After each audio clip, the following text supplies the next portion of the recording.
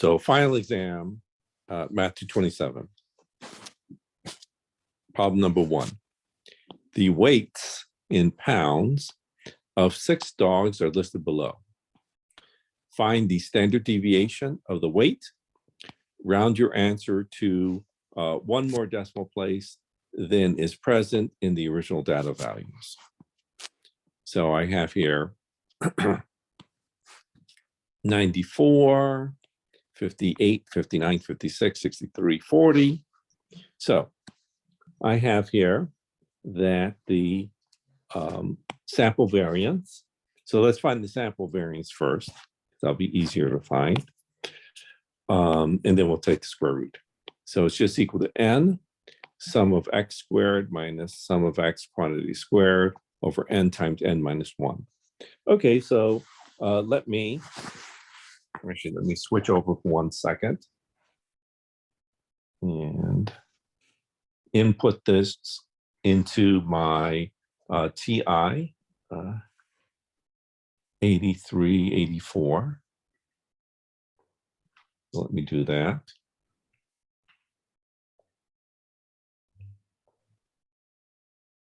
Okay, so clear. Let me input 94, 58, 59, 56, 63, 40 into, let's say, L1. So I'll store this in L1. Okay. And let me just click on Stat, Calc, one var stats, L1. And so I get here that n is 6. The sum of x squared is 24, 386. And the sum of x is 370. Let me also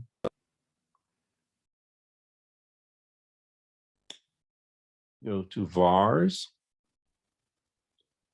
statistics, and the third one down is the standard deviation. Let me square that and write it as a fraction. Oh, and so I get 4708 over 15. Okay, so let me record all of that. And now let me go back to my other. Oops.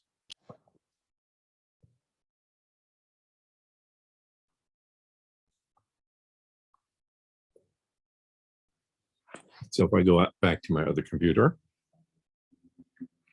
I have here, yes. Okay, so I have here that the sum, well, maybe that n was 6, and the sum of x squared was the 24, 386, and the sum of x was 370. And again, n was 6, n minus 1 was 5.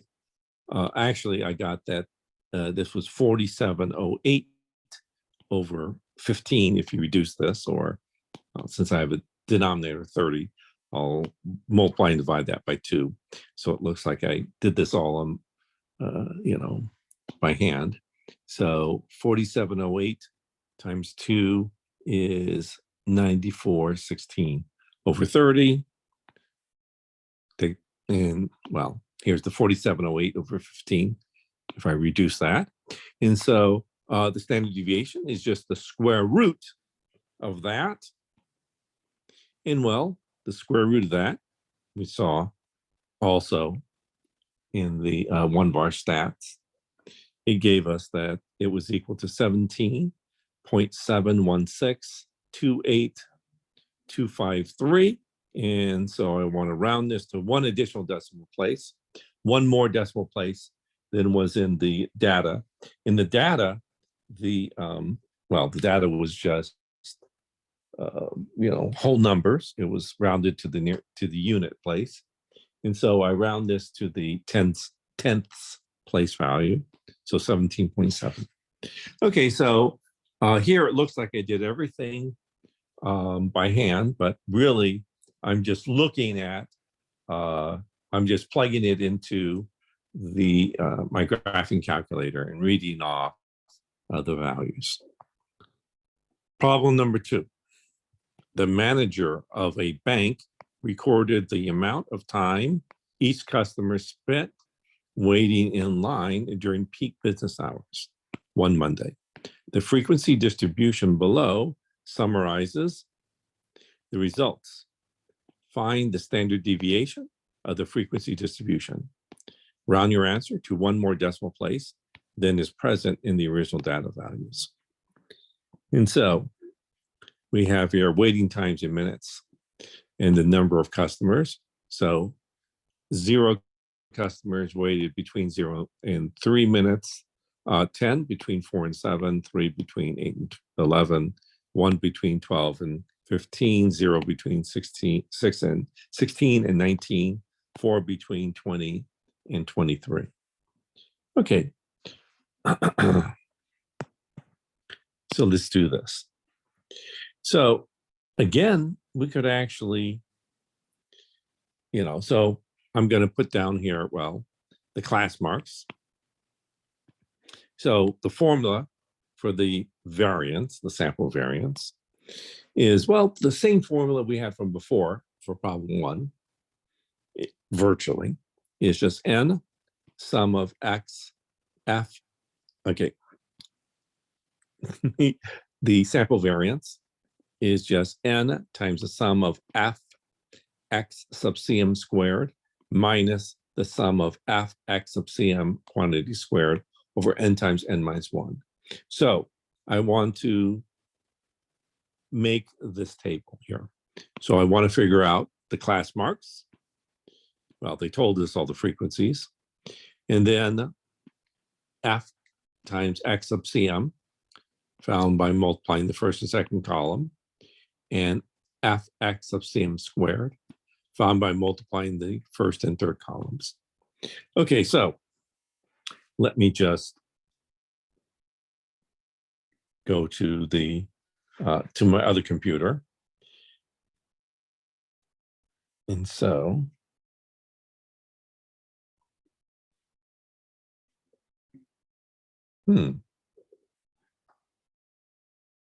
there it is. So let me go to my other computer here.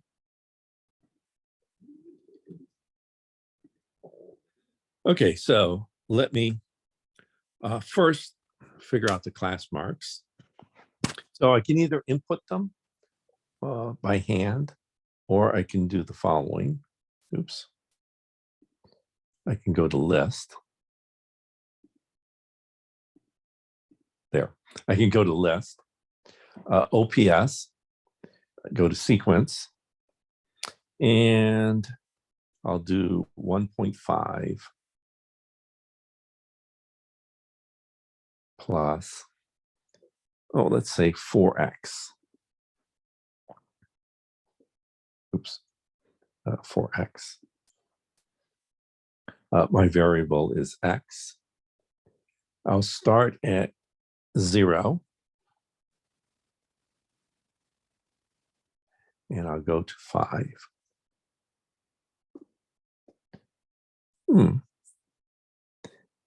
And my step will be 1. Again, I could do this quite a bit differently, but this will at least get what I want. And let's store that in L1. Or hopefully this will get what I want. Okay, so I get here the class marks, 1.5 all the way out to 21.5. Okay, next. Again, I could just put those in by hand. Next, let's put in the frequencies, 0, 10, 3, 1, 0, 4. And let me store that in L2.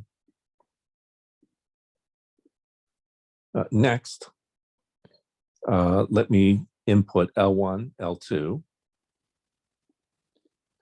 and let's store that in L3. Let's do L1 times L3, and let's input that into L4. So if I look here, stat edit. And so, actually, no, I guess I can't.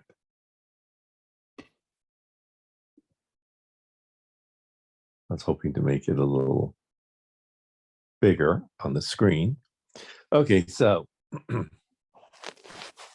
if I look here, I have that, well, I can just write all these numbers here. You know, oops. There, sorry, I can write these numbers here. So I can just put down all these numbers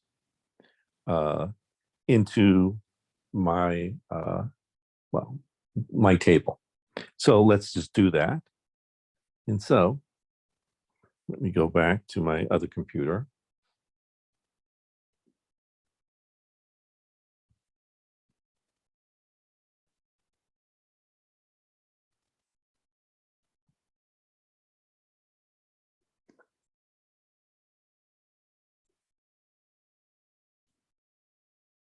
Yes. Okay, so I just put all those numbers in that were listed on the on my calculator. And so I just put in all these numbers here. Okay, good. Now, let me try to figure out these numbers. So let me go back to my computer again.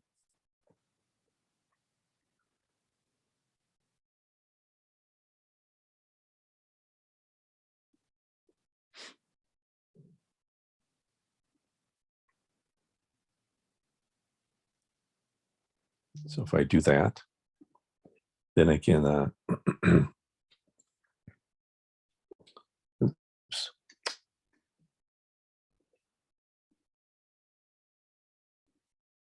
Here it is. Always takes a second to switch over. Okay, so now what I can do is let me quit.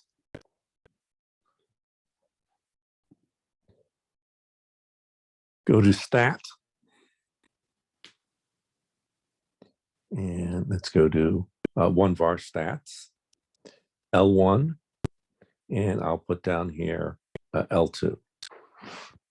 So L1 comma L2.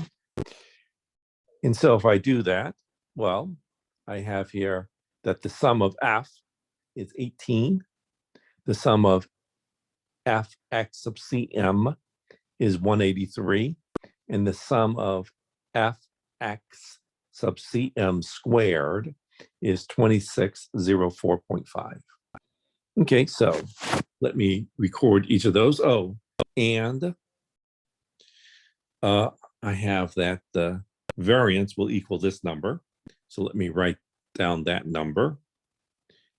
That's a sample variance.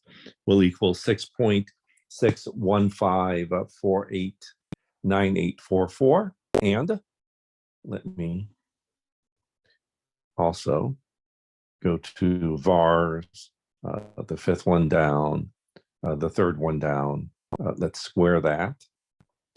And let's write it as a fraction.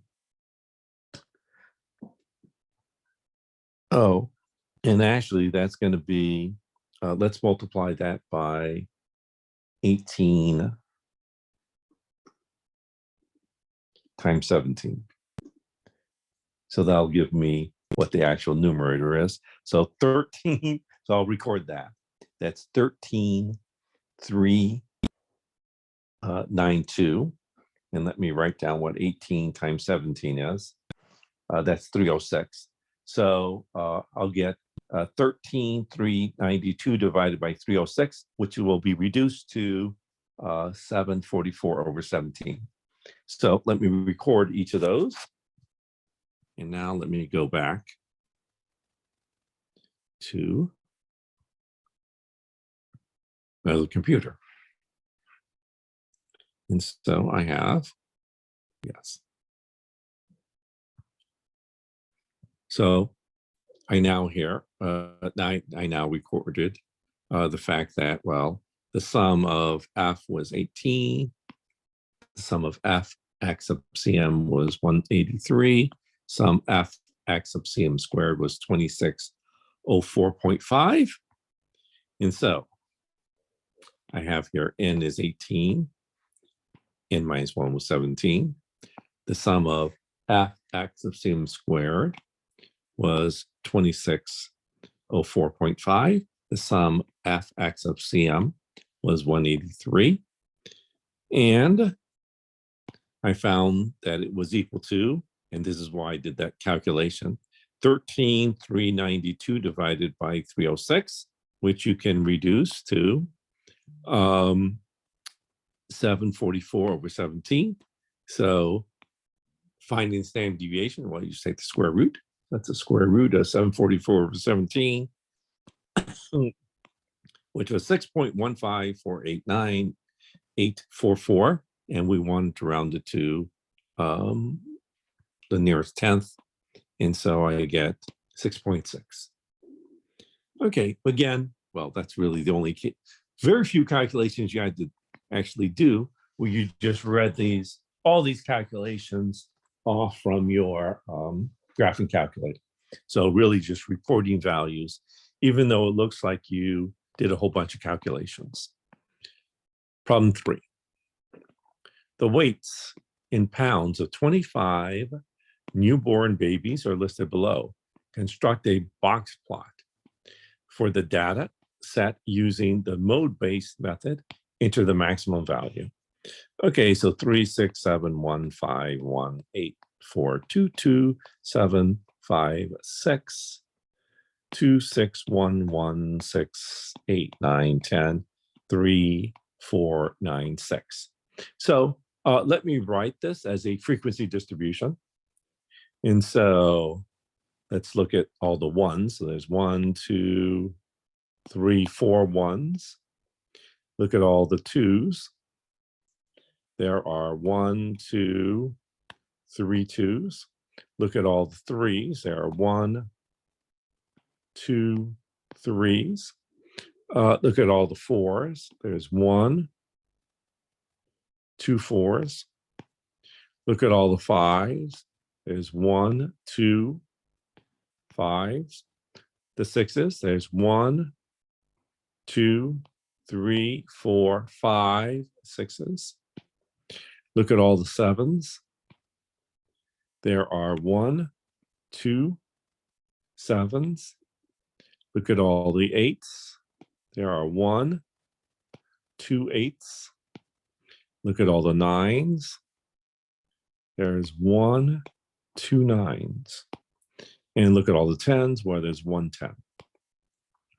So let's do the cumulative frequency. So 4 plus 3, 7 plus 2, 9 plus 2, 11 plus 2, 13 plus 5, 18 plus 2, 20 plus 2, 22 plus 2, 24 plus 1, 25. Okay, good. So now we want to construct a 5-number summary first. So to do the box plot, right, the first calculation that I want to do here is a 5-number summary. So the smallest number here is a 1. So little m is 1. Let's find the first quartile. And so for the first quartile, using the mode-based method, you have k is equal to 1/4 n minus 1. Well, n is 25. So 24 divided by 4 is 6. So the integer part is 6. The fractional part, well, there's no fractional part, is 0. So the quantile for the mode-based method is q is equal to, oh, maybe I should say K is equal to P times N minus 1 is equal to I plus F. And the Q, the quantile, is 1 minus F X sub I plus 1 plus F X sub I plus 2. So that's the formula in general that we're using. Okay, so in this case, F is 0. So it's 1 minus 0. I is 6, so it's I plus 1 is 7, so it's X sub 7. F is 0. And then again, I plus 2 is 8, so X sub 8. So if I look here, well, that term's going to be 0. And so this is just going to equal X sub 7. So let's find the seventh number. Well, the seventh number is 2. And so the first quartile is 2. Let's find the second quartile, the median. So K is equal to 1/2 N minus 1. 24 divided by 2 is 12. So I is 12, F is 0. So again, 1 minus F, 0.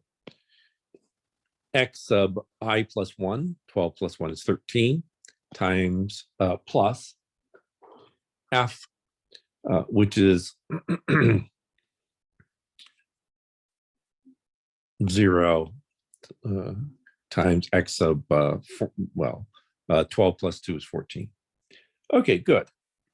So let's figure that out. And so this is going to be 0. So this is just X sub 13. Let's find the number in the 13th position, 5. So it's just going to be 5. Let's find the third quartile. And so K is equal to 3/4 N minus 1. 3/4 times 24 is 18. So I is 18, F is 0. So the third quartile is 1 minus F, 0, times X sub I plus 1, 19. F, 0, times X sub I plus 2, 20. So this is going to be 0. So this whole thing is just X sub 19. So let's figure out what number is in 19th position. Well, this is the first time that my cumulative frequency is greater than 19. And so, and it's not within a fraction of the previous value. So therefore, it's going to be 7. And so the third quartile is 7. The maximum is 10. So my 5-number summary was 1, 2, 5, 7, 10. The smallest number, the first, second, third quartiles, and the largest number. And so let's write these down. And so my first quartile is 2, second quartile 5, third quartile 7. So I have here this box with this little line in it at the median. And then I have my whiskers. I go out to 1 and I go out to 10. Oh, and well, I guess I should have noted that these are all close. So we have no outliers, no mild or extreme outliers. This is certainly within 1.5 interquartile ranges. Your interquartile range is 5. So that we're certainly within 7.5. So this is within 7.5 of this end. And this is certainly within 7.5 of this end. So there's no outliers. So I don't have to worry about doing, having these mild or extreme outliers. Oh, and of course, the maximum was 10. Problem number 4. Use the data in the following table, which lists drive-through order accuracy at popular fast food chains. Assume that orders are randomly selected from those included in the table. Okay, so we have here a list of drive-through restaurants. So A, B, C, and D. So 10 orders accurate, and 1 order not accurate from A, 15 not accurate, 4 accurate from B, 21 accurate, 2 not accurate from C, 21 accurate, 25 not accurate from D. If 1 order is selected, find the probability of getting an order from restaurant A or an order that is not accurate. Express your answer as a percentage, rounded to the nearest hundredth without a percent sign. Okay, so I want to find the probability that the order is from restaurant A or the order is not accurate. So here is restaurant A, and here are everything that's not accurate.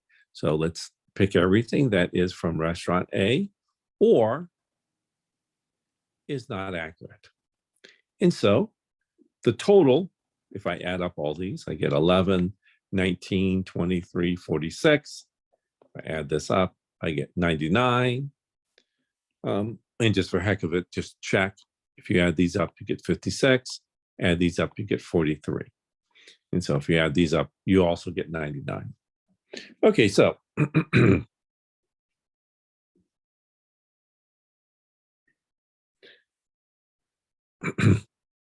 we have here, if I add up all that are from restaurant A or that are not accurate, 10, 11, 26, 28, 53, divided by 99.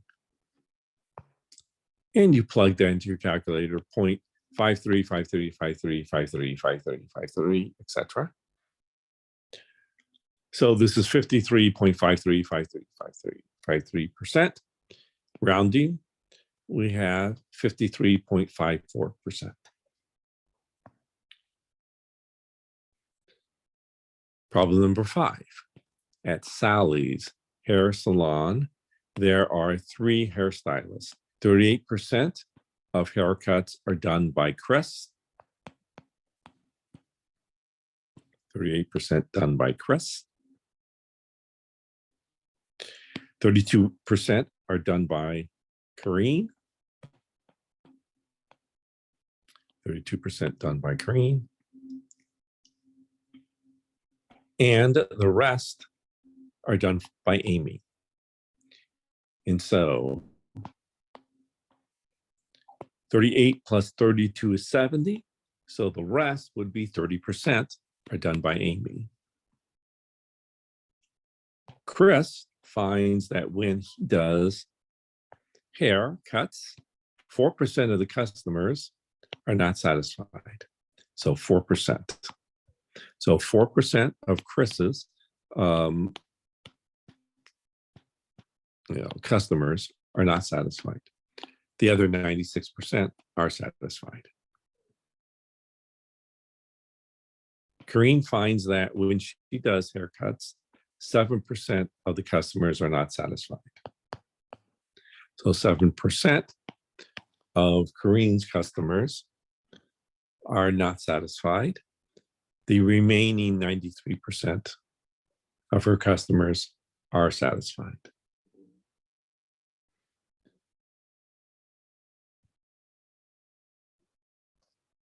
Amy finds that when she does haircuts, 8% of the customers are not satisfied. So 8% of Amy's customers are not satisfied.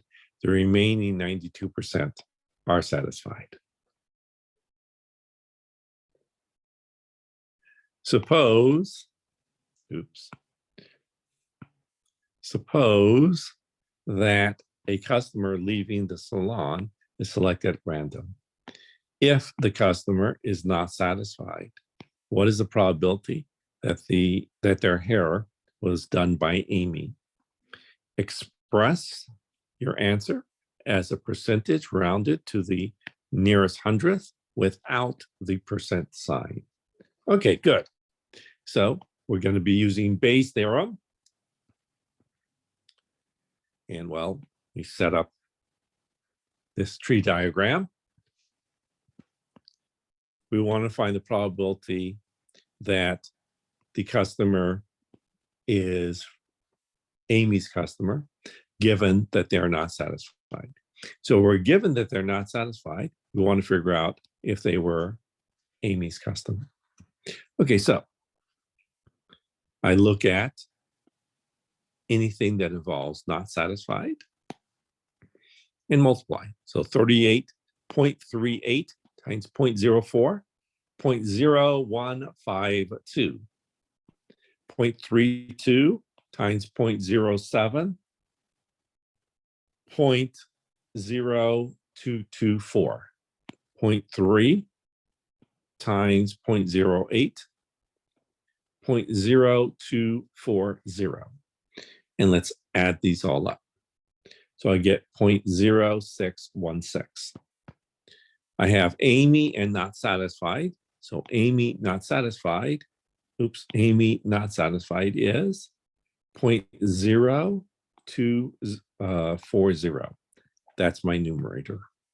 My denominator is, well, the sum of all of them that were not satisfied, 0.0616. So let's divide. So I get 0.3896103.896. Let's write this as a percent. So 38.96103.896%. Let's round it to 38.96%. Okay, good. So, well, let me do the next one. Problem 6. A contractor is considering a project that promises a profit of $33,095. So that X be your profit. And so we have a profit of $33,095 with a probability of 0.063. So the probability corresponding to that profit is 0.63. The contractor would lose due to bad weather, strikes, and such of, sounds weird, would lose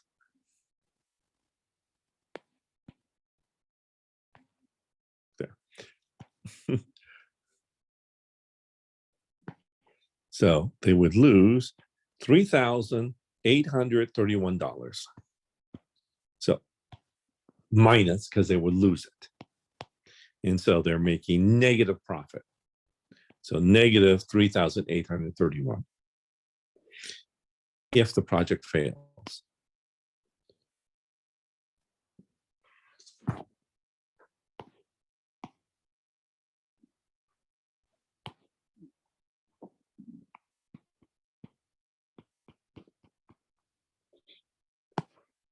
What is the expected profit? Round to the nearest whole dollar. Okay, so again, you let X be the profit. So we have a 63% chance that they make $33,095. The remaining amount, well, 1 minus 0.63 is 0.37. So there's a 37% chance that they will lose $3,831. So I want to find the expected amount. Well, the expected amount, the expected profit, the expected value is the sum. Well, maybe I should write that. The expected value for a random variable is just the sum of X, P of X. So let's compute X, P of X. So let's multiply the first and second columns. 33,095 times 0.63 is 2849.85. Negative 3831 times 0.37 is a negative 1417.47. And now let's add these, because that's what the formula tells us. So let's add these together. And so I get 19,432.38. And so the expected value is, well, 19,438.38. Let's round it to $19,432. Problem number 7. An archer is able to hit the bullseye 20% of the time. If she shoots 11 arrows, what is the probability that she does not get exactly 4 bullseye? Assume each shot is independent of the others. Express your answer as a percentage rounded to the nearest hundredth. Okay, so due to independence, we have that this is a binomial. N is 11. Let's say that success is hitting a bullseye. And so P is 0.2. We want to figure out the probability that she does not get exactly 4 bullseye. So the probability that X is not equal to 4. So this is just equal to, well, 1 minus the probability that she gets 4. So this is by the binomial probability formula.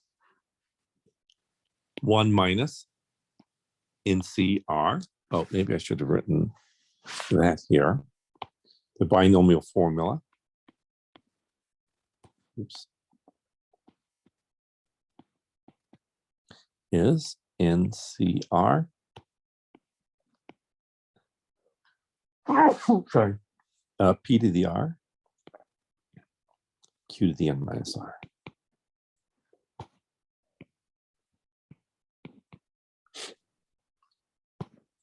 Okay, so I have here 1 minus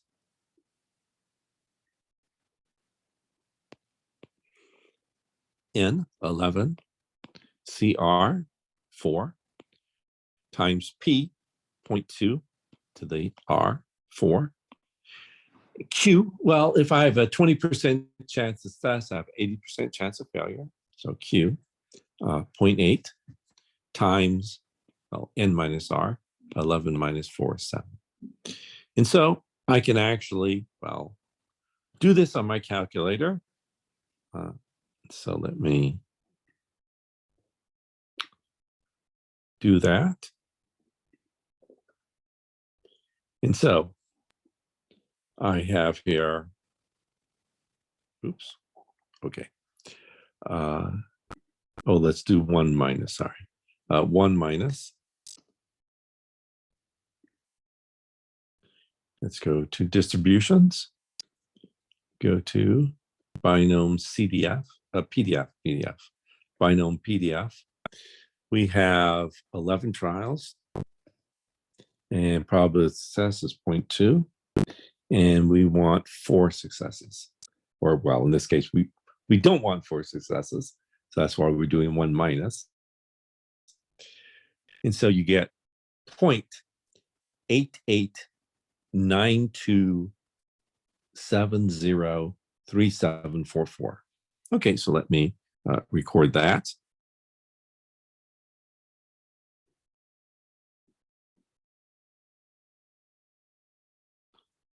Oops.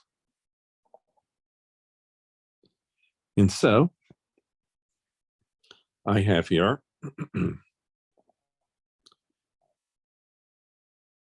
that this is going to equal 0.8892703744, which as the percent is 88.9270374%, 88.93%. So rounding it, you get 88.93%. Okay, let me do problem number 8. And so I have here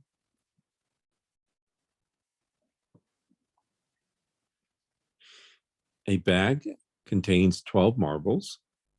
Each marble is either red or blue. You claim that 1/3 of them are red. To test this claim, you take out 5 marbles from the bag and find that all of them are blue. Test the claim, determine the p-value, and write the answer rounded to 4 decimal places.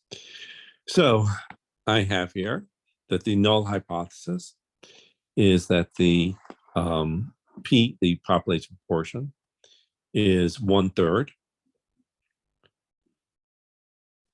The alternative hypothesis is that I have that, well, p is not equal to 1/3. And so, and let alpha be 0.05. So this is going to be a two-tailed test. And so we have here a total of 12 marbles. So n, capital N, is 12. Oops. This is a two-tailed test, and this is a hypergeometric distribution.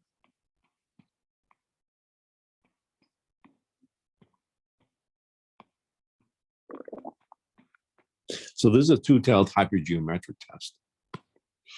So capital N is 12, and we have, well, little n is 5. Okay, so, and we want all of them to be blue. So, and we're, success in this case is red. So success is red, meaning we want, and so in this case, 0 are red. So the p-value is, since it's a two-tailed test, I have to double this. So 2 times the probability that, well, 0 is small. So it has to be the probability x is less than or equal to 0. So let's figure that out. There's no way that I can use an approximation to do this. The reason for that is because, well, 5 is too small. So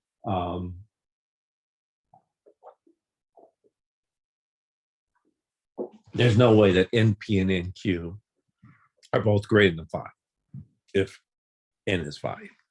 And so we don't even try to look for a any sort of asymptotic approximation. Okay, so I have here, well, 12. Let me look at the denominator. That's easiest. So I have 12C5. Next, let's see. We claim that 1/3 are red. Okay, so 1/3 of 12 are red. So I have 4 red, and I have 4 red marbles, and we find that we have no red marbles were chosen. And so 4, and I choose 0. So 4 choose 0. The remaining are blue.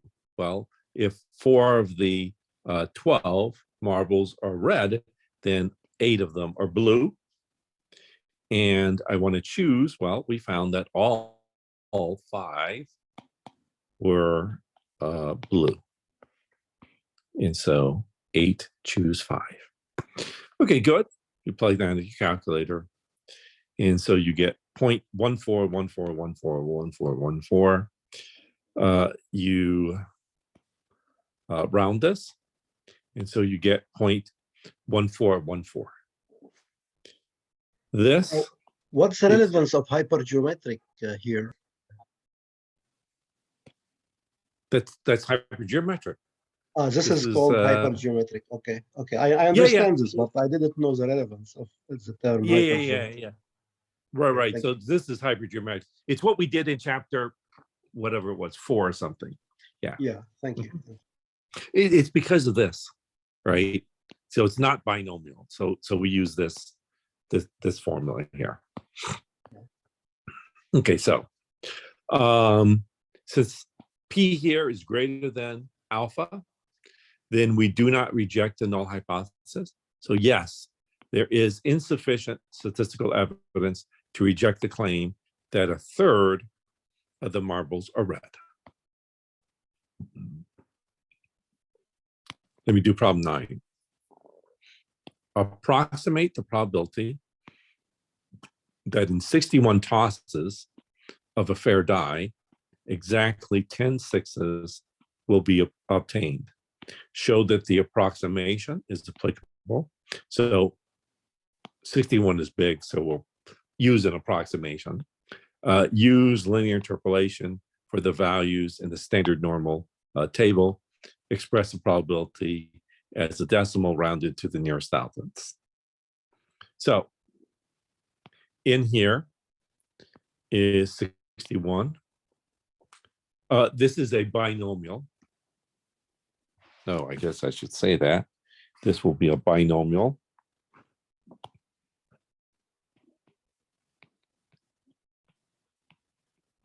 Distribution.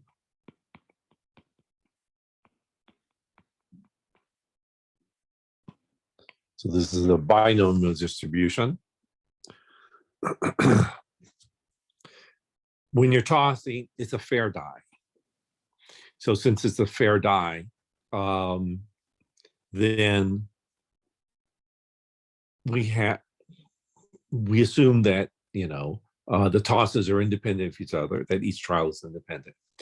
And so we have that this is a binomial distribution. Since we're looking at rolling a 6 or rolling any particular value, well, the probability of rolling any particular value is 1 out of 6. And so the probability of rolling a 6 is 1 out of 6. And how many of them do I want? Well, I want exactly 10 of them. So I want to figure out the probability that X is equal to 10. By the way, if I could actually do this on my calculator if they told me not to do an approximation. If they told me not to do an approximation, all I would need to do, and I'll have to erase this because it said to do an approximation. Well, maybe I'll write it here. All I would need to have done was do a binom PDF of N C R. That's all I would need to have done. I could have just done this on my calculator and I'd be done. But what about Excel? How do you use it on Excel, Professor? Oh, same thing. Same. Virtually the same command. Okay, thank you. In Excel, and so it's virtually the same thing in Excel. I believe it's binomial. Let me just see for 1 second. Do I have Excel open? Wait 1 second.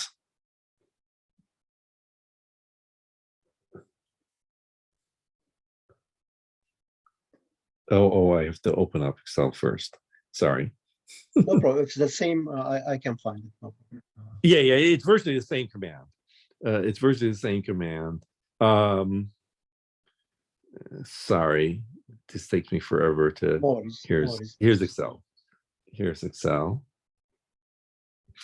Unfortunately, when I switch over, I have to have it open first before I can do this. Okay, it'll take me a second. Okay, so now I can switch over.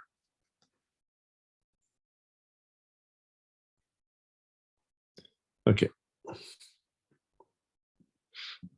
Here's Excel. Okay, so in Excel, it would be, oops, here it is.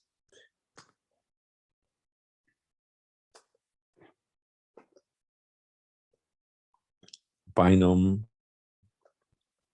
distribution. I want, the order is different. So that's why I have to do it. 10 the number of trials is 61. The probability was 1/6. And we don't want it to be cumulative. So this is a false. That would be the command. So this is the command.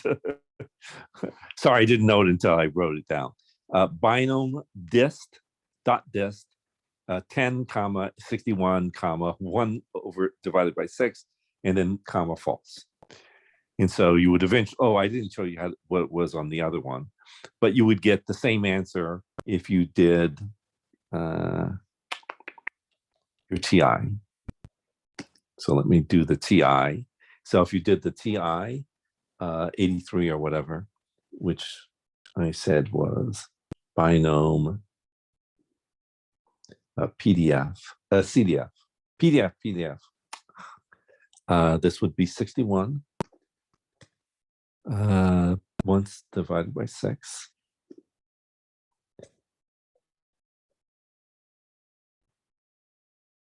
I wonder if that's correct. 1 divided by 6, yeah. And 10. Oops.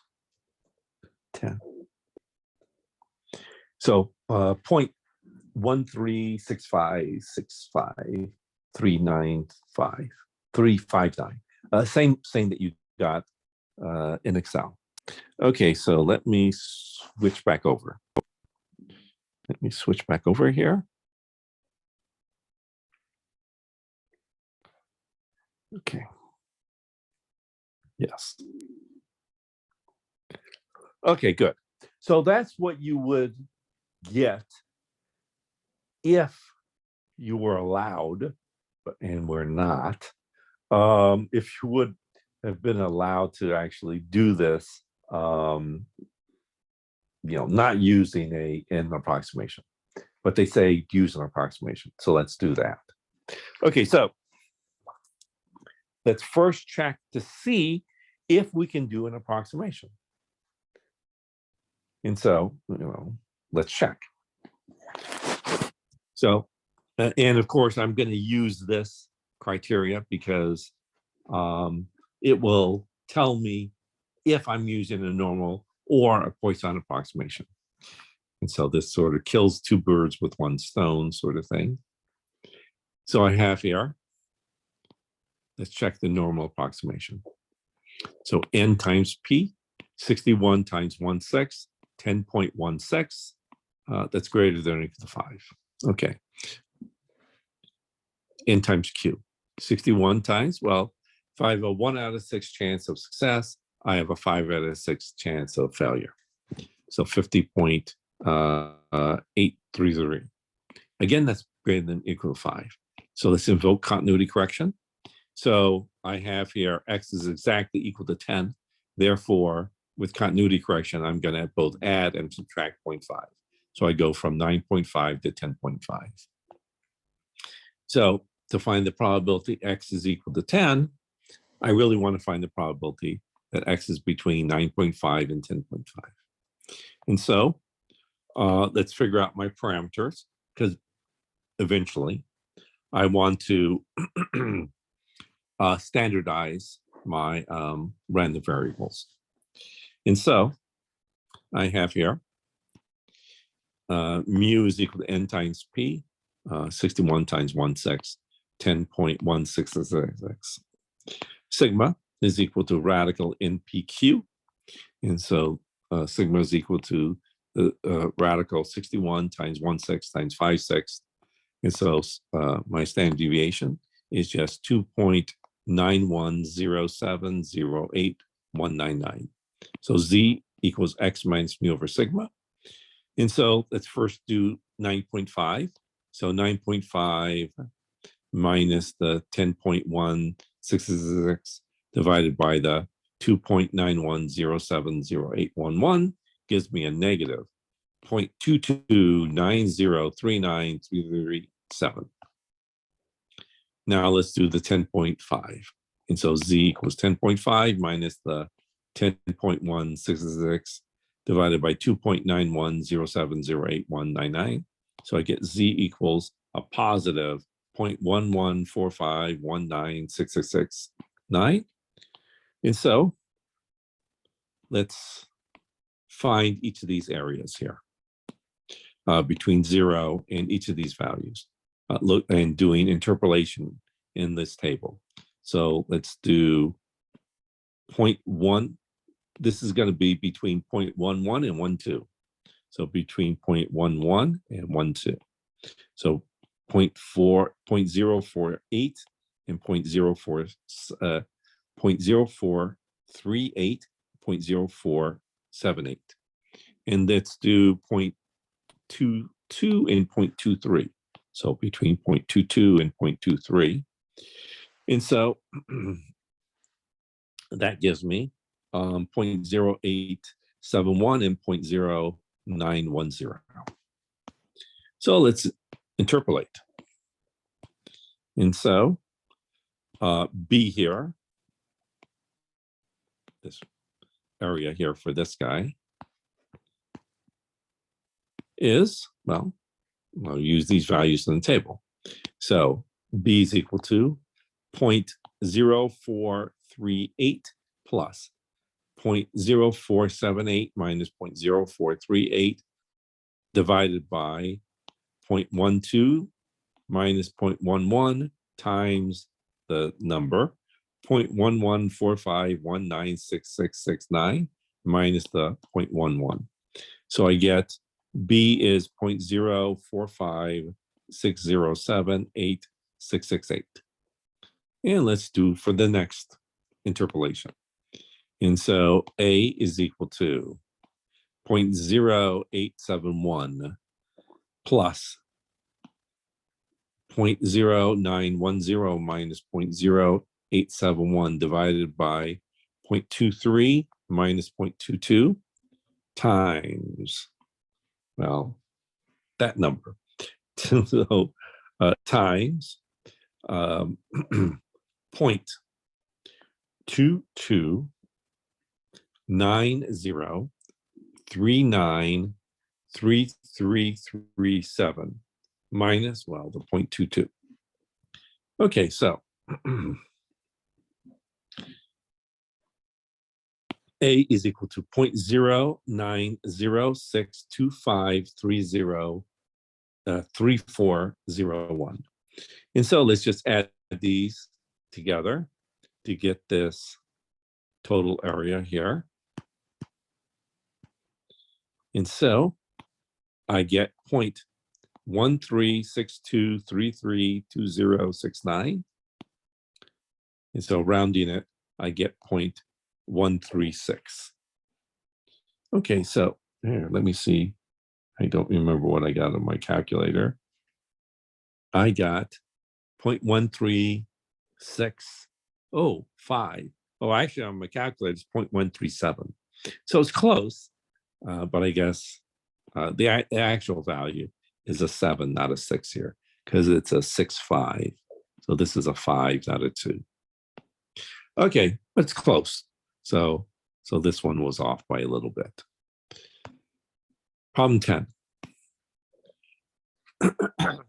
The weights of the fish in a certain lake are normally distributed with a mean of 10.1 pounds.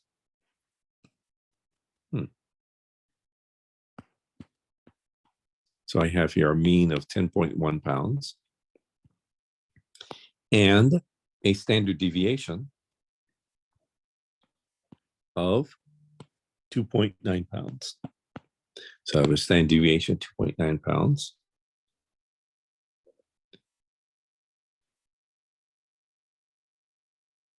If 32 fish are randomly selected, so N is 32, what is the probability that the mean weight will be less than 11.5 pounds? So I want to find the probability that the mean weight will be less than 11.5 pounds. Okay. Express your answer as a percentage rounded to the nearest hundredth without the percent sign. Okay, so let's try to figure this out. So I want to eventually standardize. So let's find the parameters. So for my sampling distribution and sample means. So the mean for the sampling distribution of all possible sample means is the mean of the population, which is 10.1. The standard deviation for the sampling distribution of all possible sample means is equal to, well, since they don't tell me anything about the population size, I will assume that the population is infinite. Therefore, the formula is for the standard deviation for the sampling distribution of all possible sample means is the population standard deviation, 2.9, divided by the square root of the sample size, 32. And so I get that this is equal to 0.5126524,164. And so Z equals X minus mu over sigma. And so let's find what the, here it is, 11.5. So 11.5 minus mu 10.1 over sigma, 0.5126524,164. And so I have that Z is equal to 2.730895155. So I want to find the probability that Z is less than this amount. Well, I guess they didn't tell us that we couldn't use the calculator. So it's going to be 0.5 plus normal CDF, starting at 0, ending at the 2.730895155. And so 0.9968418,182. So writing as a percent, 99.68418,182%, rounding 99.68%. 11. You are the operations manager for an airline, and you are considering a higher fare level for passengers in aisle seats. How many randomly selected air passengers must you survey? Assume that a prior survey suggests that about 70% of air passengers prefer an aisle seat. Assume that you want to be 88% confident that a sample percentage is within 2 percentage points of the true population percentage.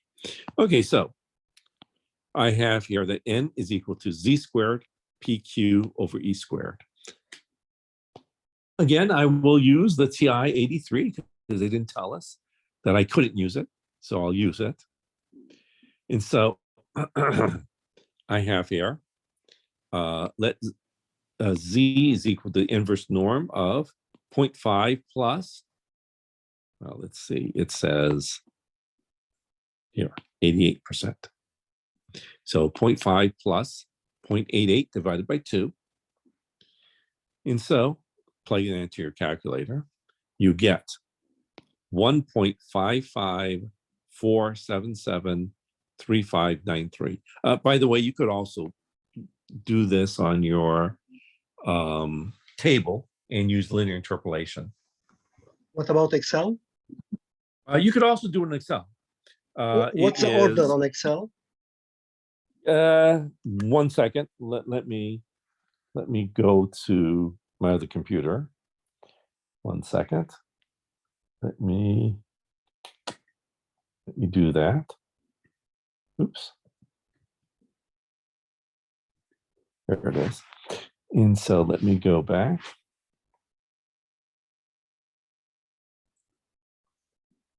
Excel. Okay, so this would be, whoops. So this would equal your inverse Oh, it's at the end. It is normal and standard inverse. So norm.s.inv, in this case of 0.5 plus 0.88 divided by 2. And you get the same answer, 1.55477,359. Okay? Thank you. So that's the command. Okay? Yeah. Okay. Okay, so let me go back over. Come on. Why isn't doing it? Here it is. Let me go back over.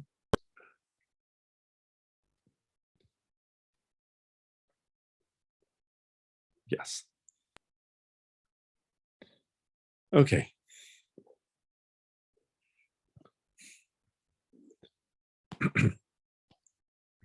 So either way, you get the 1.55. Again, if you plug in, yeah, you'll get a 1.555, I believe, if you do linear interpolation on table 3. Here it says, well, what's P? There's P. P's right. Oops. P's right there. 0.7. If I have a 70% chance of success, I have a 30% chance of failure. And E is, there it is, 2%. So E is 0.02. So let's plug in. So it's just Z squared, the 1.554773593. You square that. P 0.7, Q 0.3 over E 0.02 squared. So you get 1269.093487, and you have to round that up to 1270. Okay, problem number 12. Salaries of 73 college graduates who took a statistics course in college have a mean of 180,065. And so in a 73, the sample mean is 180,065 and a standard deviation of 3974. So the standard deviation is 3974. Construct a 88% confidence interval for estimating the population mean. So 88% confidence interval for estimating the true population mean. Enter the upper bound of the confidence interval, round your answer to the nearest whole dollar. Okay, so I do not know the population variance. Since I do not know the population variance, then I must use a t-distribution. And so let's figure out the degrees of freedom. Well, 73 minus 1 is 72. So let's try to find my critical value. If you have a TI-84, you just use the inverse T. So you can use your inverse T. So T equals inverse T of 0.5 plus 0.88 divided by 2, comma 72. And so T is equal to 1.573445494. So the margin of error, E, is just T times the standard error. Well, again, I'm assuming that the population is infinite. And so if I do that, then I have that the formula is just sigma over the square root of n. I don't know sigma. And so I have here T, which is 1.573445494. I don't know sigma, but I can approximate it by the sample standard deviation, 3974 over the square root of n, 73. And so I get 731.8433582. So my confidence interval is the sample mean, 180, 065 plus or minus E, the 731.8433582. So I get that it's the lower limit is 179,333.1566. Upper limit is 18,0796.8434. And so my lower limit, rounding, my lower limit is 179, 33, 3, and the upper limit is 180, 797. Now, if you had a TI-83, you could use the following approximation. You could just do the inverse norm, what we just did a minute ago, 0.5 plus 0.88 divided by 2 to get a 1.554773593, and then use the approximation. Well, C is equal to Z, 1.554773593 times 8 nu, so degrees of freedom was 72 plus 3, divided by 8 nu, 72, plus 1.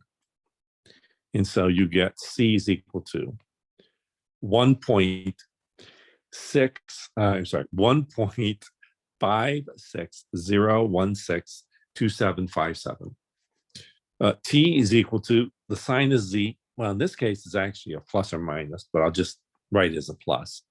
The square root of nu, 72, times the quantity E to the C, 1.560162757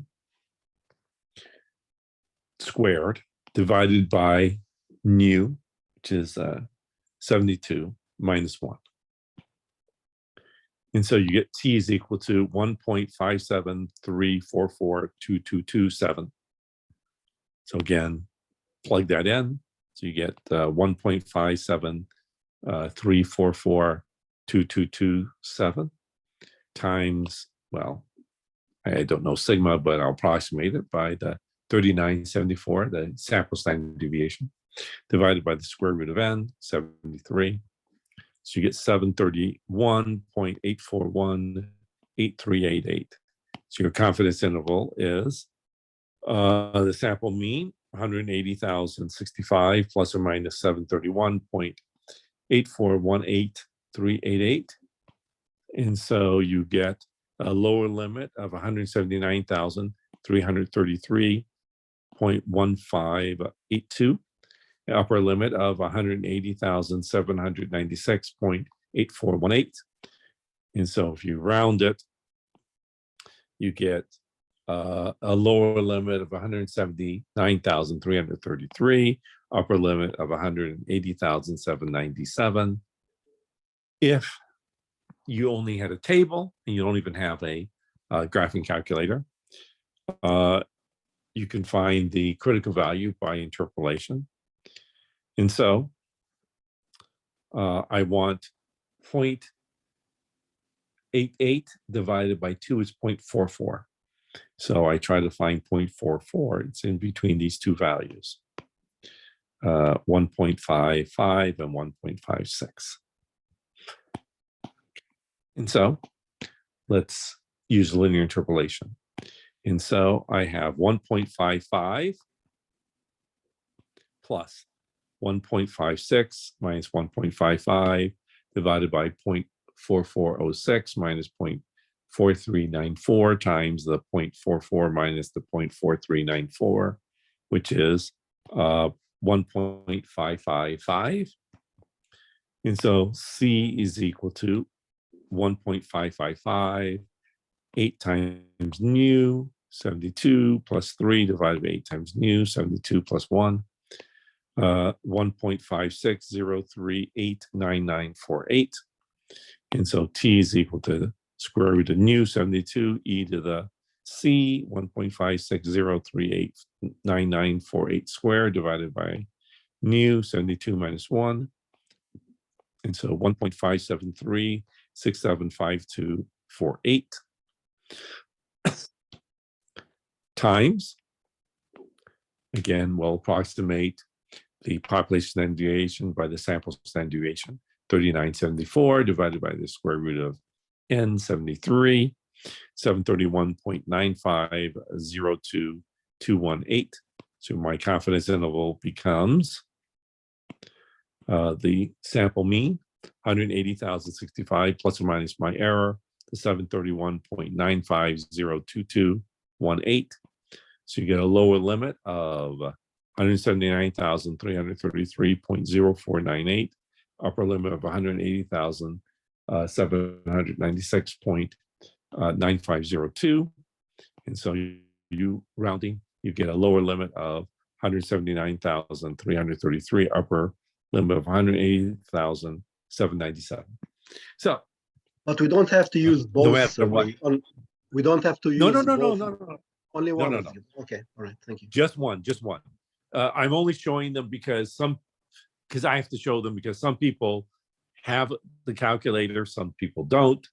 Some people have a graphing calculator, some people do not have a graphing calculator. Some people don't even, have a TI 84, some people don't. So I had to show all the different ways of doing it. For you only do it the way of these three different ways. You do it the one way that you have the technology for. Okay. Thank you. Yes. So, yeah, these are shown just because I have to show it for everyone. Not that you show it. I'm showing it so that everyone, it's so that it's applicable for at least everyone. Okay, so problem 13. John wishes to estimate the population mean salary of college graduates who took a statistics course in college. How many college graduate must he survey? Assume that the population standard deviation is known to be 1,669, and he wants to be 95% confident that the sample mean is within $128 of the true population mean. Okay, oops. So n is equal to z. Well, for a 95% confidence interval, that's 1.9. Here I'm just remembering that for a 95% confidence interval, it's 1.96. You could plug it into your calculator, to get a better answer, but this is just a rough answer. So it's 1.96 squared. Sigma, well, they told us it was 1669 squared divided by E, which is 128 squared. So I get 653.1378868. So rounded up to 654. You can plug it into your TI. So this is just remembering the value or looking it up on a table. Yes, I remember. If you do it. Yeah, it's just we've done it a million times. So yes, this is one of the few numbers. This is one of the few numbers I actually remember from this course. Is the 1.96, and so z is equal to. You could also do it on your calculator, the TI 83. So z is equal to inverse norm 0.5 plus 0.95 divided by 2. So it gives you a more accurate answer, but it's not going to make a big difference in the actual answer at the end.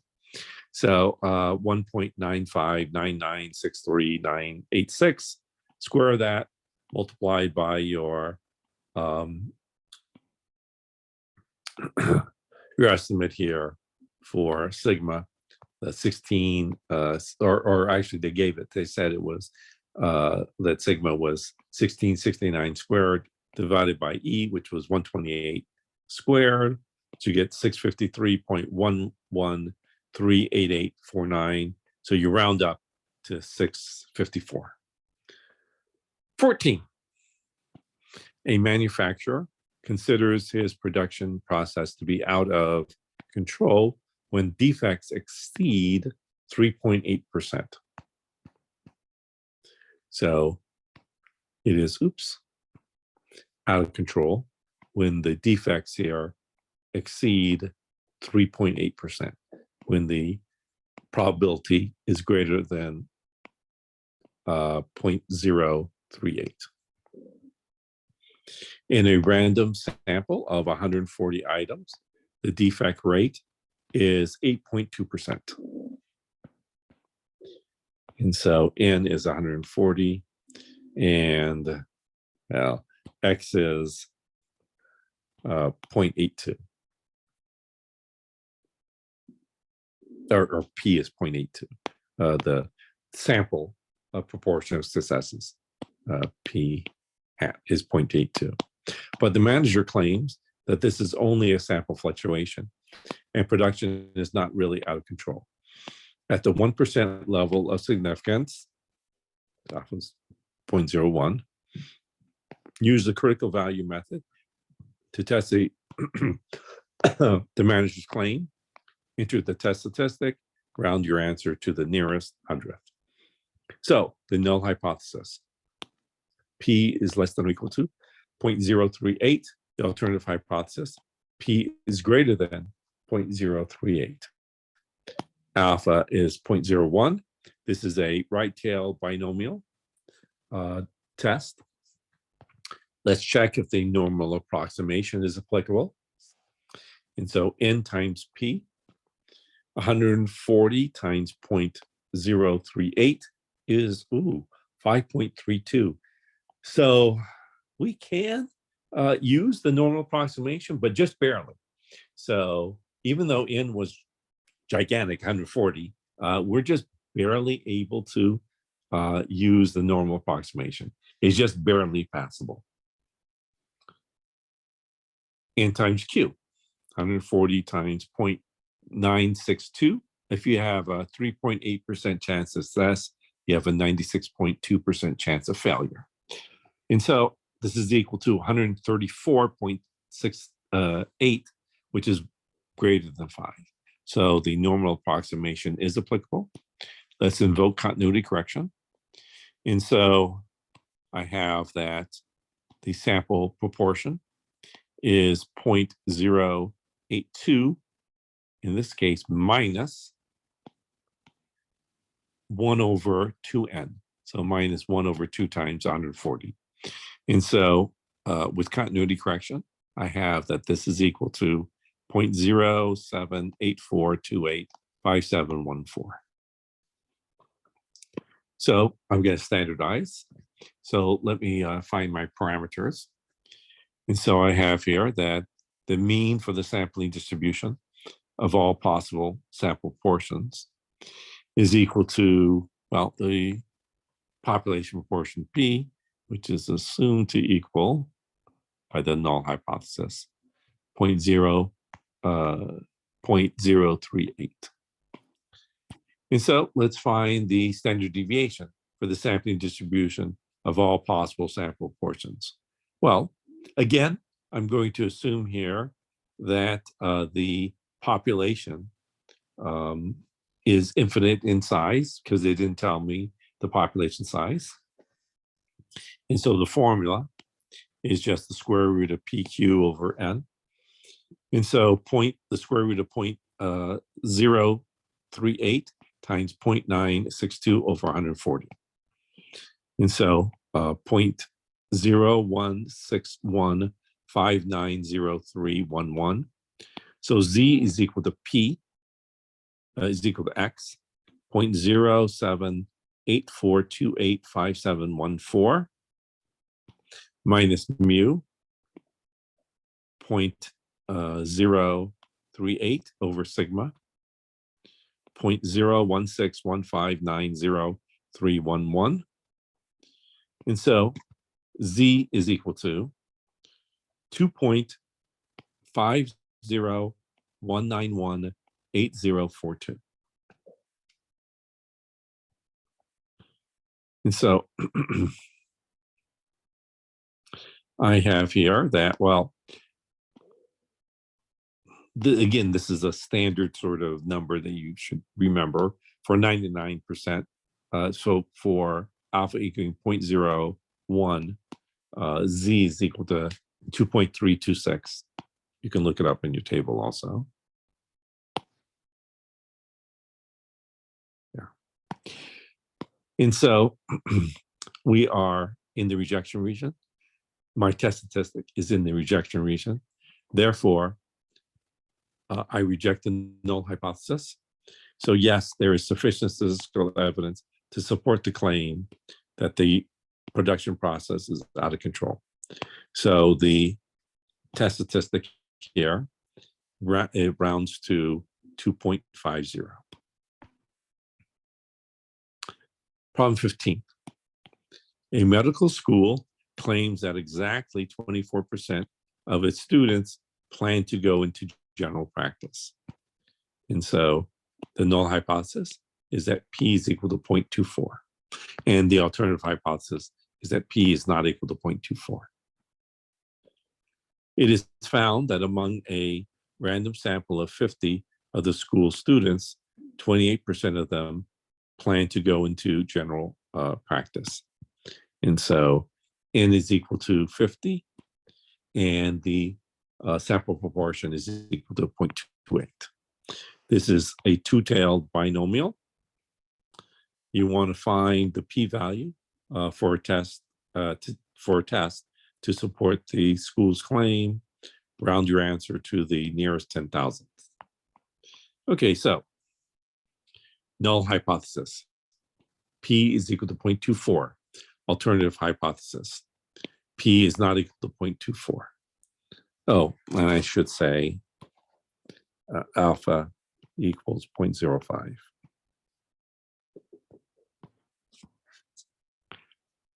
Again, N is equal to 50. The sample portion is equal to 0.28. This is a two-tailed binomial. I'm not actually going to do it. It didn't say that I had to. I can either do this using a normal approximation or not. It actually turns out it's easier not to do a normal approximation. So it turns out that I don't want to do a normal approximation if I don't have to. So let's find how many successes there are. So let's multiply this by 50. So I have 14. So let's find the p-value. So the p-value is equal to 2 times the probability that the sample portion is greater than 0.28 is just as extreme as my test statistic. And so I want to find 2 times the probability that X is greater than equal to 14. And so this is just 2 times, well, I'll write it so it looks fancy. The sum R equaling 14 to 50, 50 CR, 0.24 to the R, 0.76 to the 50 minus R, just using the sum of a whole bunch of binomial probability formulas. Okay, well, I can just plug this into my calculator. So this is 2 times. Well, I want to get rid of the first 13 of these. And so if I get rid of the first 13, then this is 2 times 1 minus binom CDF, 50, 0.24, 13.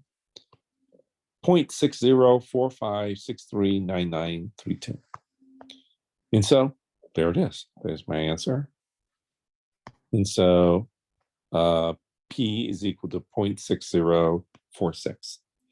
So do not reject. This is much greater than 0.05. 60% is greater than 5%. So do not reject the null hypothesis. So yes, there's insufficient evidence to reject the medical school's claim that exactly 24% of its students plan to go into general practice. And we'd be done. Now, if you want to instead use your normal approximation, well, you could. N times P, 50 times 0.24, 12, it's greater than or equal to 5, n times q, 50, times, well, if you have a 24% chance of success, you have a 76% chance of failure. 38, again, greater than or equal to 5. So the normal approximation is applicable. Let's invoke continuity correction. And so we're going to subtract. So I have 0.28 minus 1 over 2n, so 2 times 50. So I'll get a 0.27. I want to standardize. So let's find the parameters. So I have that mu, the mean for the sampling distribution of all possible sample portions is just the population proportion, which is assumed by the null hypothesis to equal 0.24.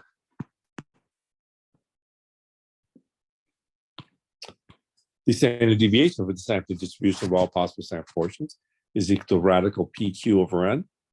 Again, because we're assuming that the population is infinite. And so this is square root of 0.24 times 0.76 over 50, 0.060398675. So Z is equal to X minus mu over sigma. And so let's find the sample portion, which has been corrected. We've used continuity correction on it, 0.27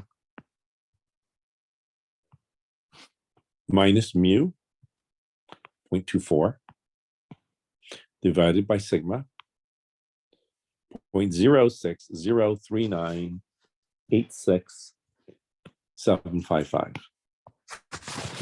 And so I have here that Z is equal to 0.4966996339. And so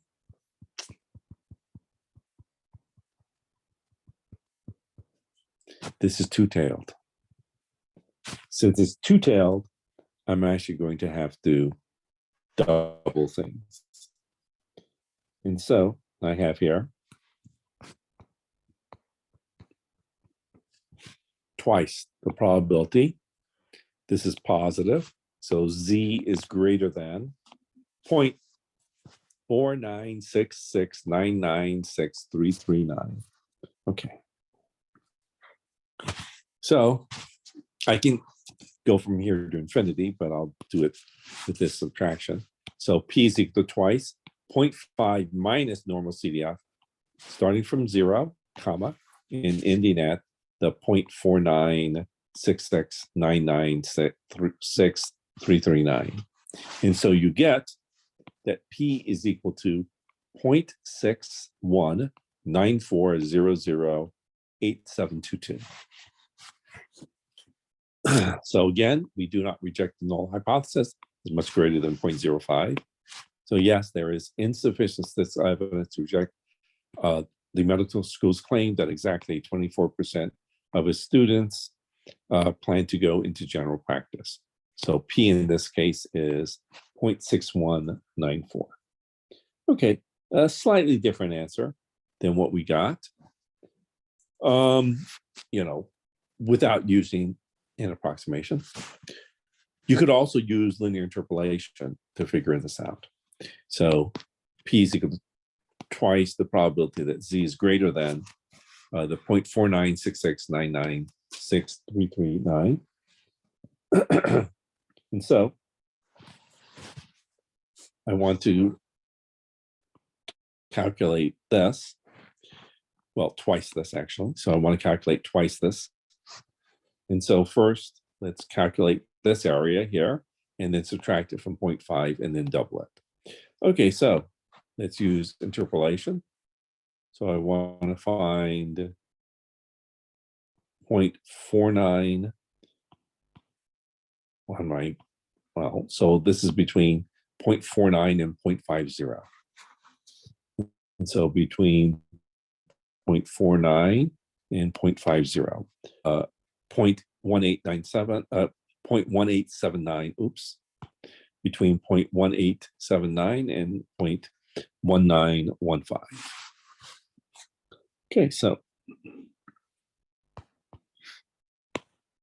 let's use interpolation. And so I have here 0.1879 plus 0.1915 minus 0.1879 divided by 0.5 minus 0.49 times whatever that number is. 0.4966996 minus 0.49. So you get 0.1903118682. Subtract that from 0.5 and double it, and you get 0.6193762636. So again, you do not reject the null hypothesis. Yes, there's insufficient evidence to reject the medical school's claim that exactly 24% of its students plan to go into general practice. So in this case, P is equal to 0.6194. So, again, you do one of those depending on which technology you have or which ones you prefer. Okay, so that finishes off that. How many questions we have? 25, I believe. Okay, so let me do problem number 16. A survey found that 24 out of 47 women voted for the proposition and 5 out of 70 men voted for the proposition. Find the absolute value of the test statistic when testing the claim that the proportion of women who voted for the proposition is greater than the proportion of men who voted for the proposition. Round your answer to the nearest hundredth. Hint, the correct test statistic is positive. So, proportion of women greater than proportion of men. So, null hypothesis. Well, I guess I'll say the alternative hypothesis. So the alternative hypothesis, the proportion of women is greater than the proportion of men. So the null hypothesis, the proportion of women minus proportion of men is less than or equal to 0. Alternative hypothesis, proportion of women minus proportion of men is greater than 0. Alpha is equal to 0.05. And so we had 24 out of 47. So success is that they voted for the proposition. So I have here that the number of successes for women is 24 out of, well, the number of women is 47. And for the men, it was 5 out of 70. So the number of successes for men was 5, and for women, and the number of men was 70. So let's see if the normal approximation is applicable. Otherwise, to do the exact test would be more difficult. It would actually be rather difficult. So hopefully I can do some sort of asymptotic estimate.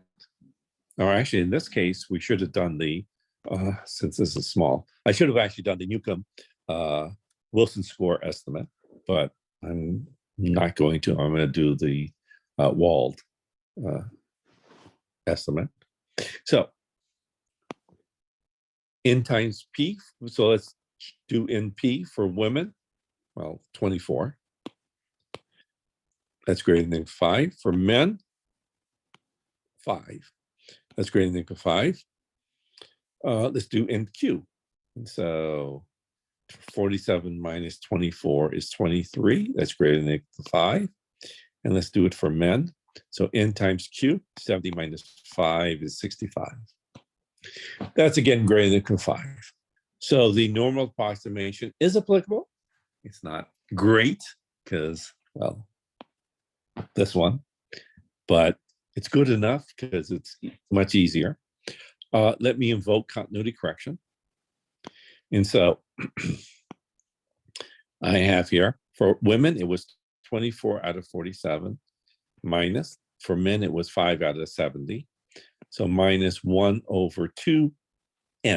So it's 1 over n for the women.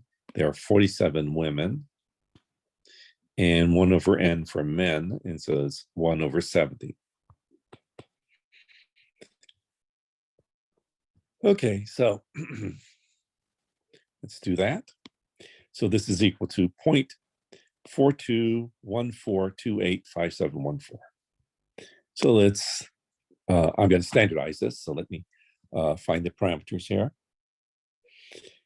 And so the mean for the sampling distribution of the difference of these two sample proportions is just the difference of the population proportions, which by the null hypothesis is assumed to equal, is assumed here to equal 0.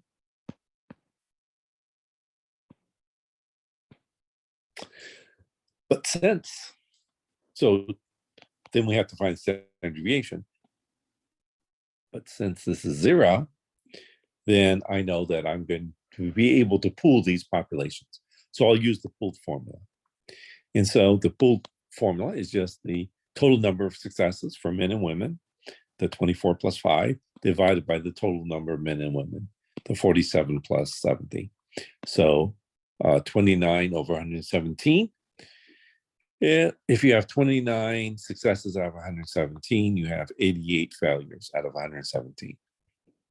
And so the standard deviation for the sampling distribution of the difference to sample proportions is just the square root of P, 29 over 117, Q, 88 over 117, times 1 over N for women, 1 over 47, plus 1 over N for men, 1 over 70. 0.0814234416. So let's calculate my test statistic. So Z is equal to X minus mu over sigma. So let's do the difference of the sample proportions after using continuity correction. Here it is. 0.42142857142857. Here it is. Minus mu 0 over sigma 0.0814234416. And so I get 5.175764658. And that's my test statistic rounded. And well, again, for 95% right-tailed, we have 1.645. Again, these are just numbers that you sort of remember, or you could look in the table to find them. And so this is in the rejection region. The test statistic is in the rejection region. And so we reject the null hypothesis. So yes, there is sufficient statistical evidence to support the claim that the proportion of women who voted for the proposition is greater than the proportion of men who voted for the proposition. 17. Consider the following hypothesis test. My claim is that sigma is greater than 8.1, sample size n is equal to 29, sample variance 66, significance level alpha equals 0.025. Enter the smallest critical value, round your answer to the nearest thousandths. So I'm going to test not for standard deviations, but for variances. And so I'm going to square this. So if I square this, 8.1 squared is, well, 65.61. So my null hypothesis is that sigma squared is less than or equal to 65.61. My alternative hypothesis is that sigma squared is greater than 65.61. Alpha equals 0.025. N was equal to 29. Therefore, the degrees of freedom, nu, is equal to 28. And so, oops.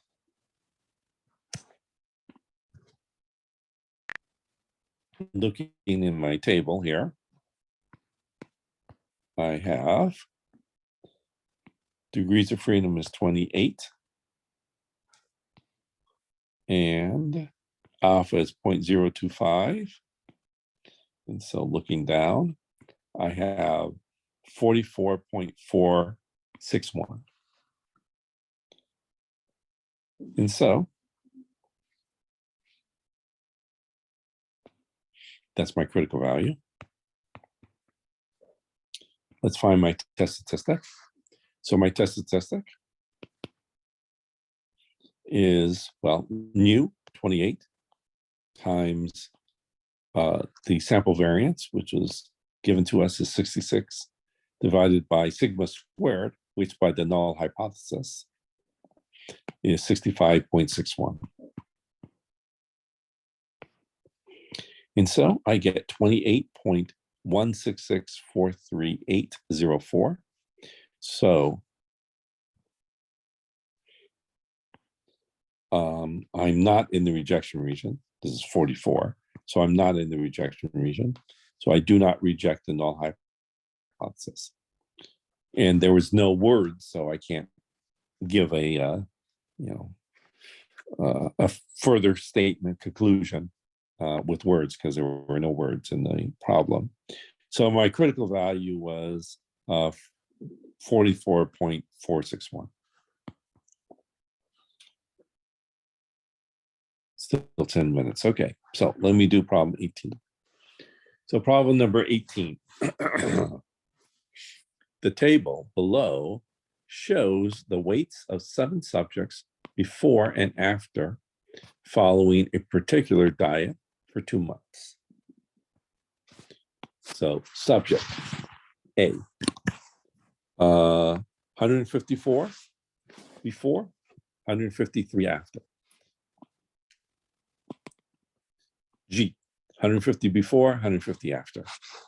Using a 0.01 level significance, test the claim that the diet is not effective in reducing weight. After minus before is not negative. Use the p-value method of hypothesis testing. Enter the p-value.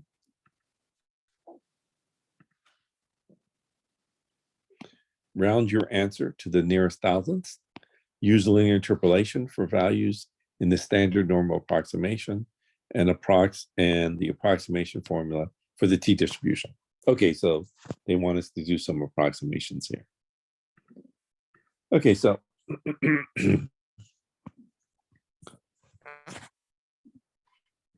I'm going to actually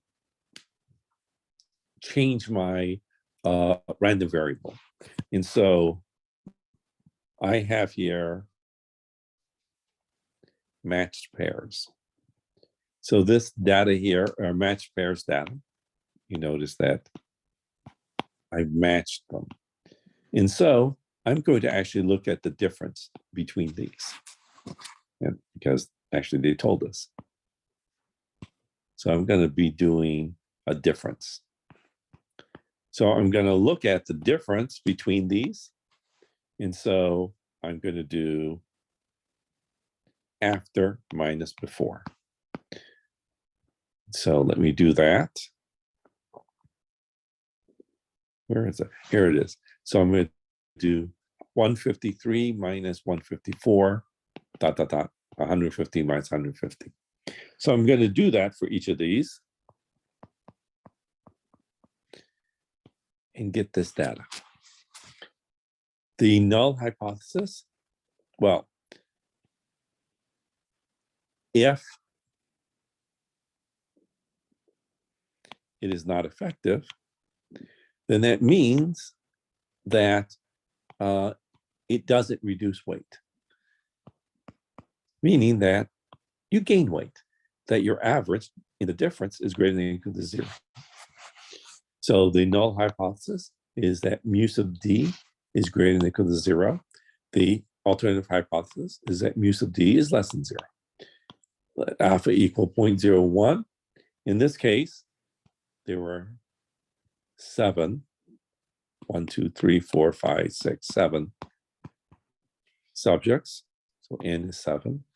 And therefore my degree of freedom, 7 minus 1 is 6. Here's my data.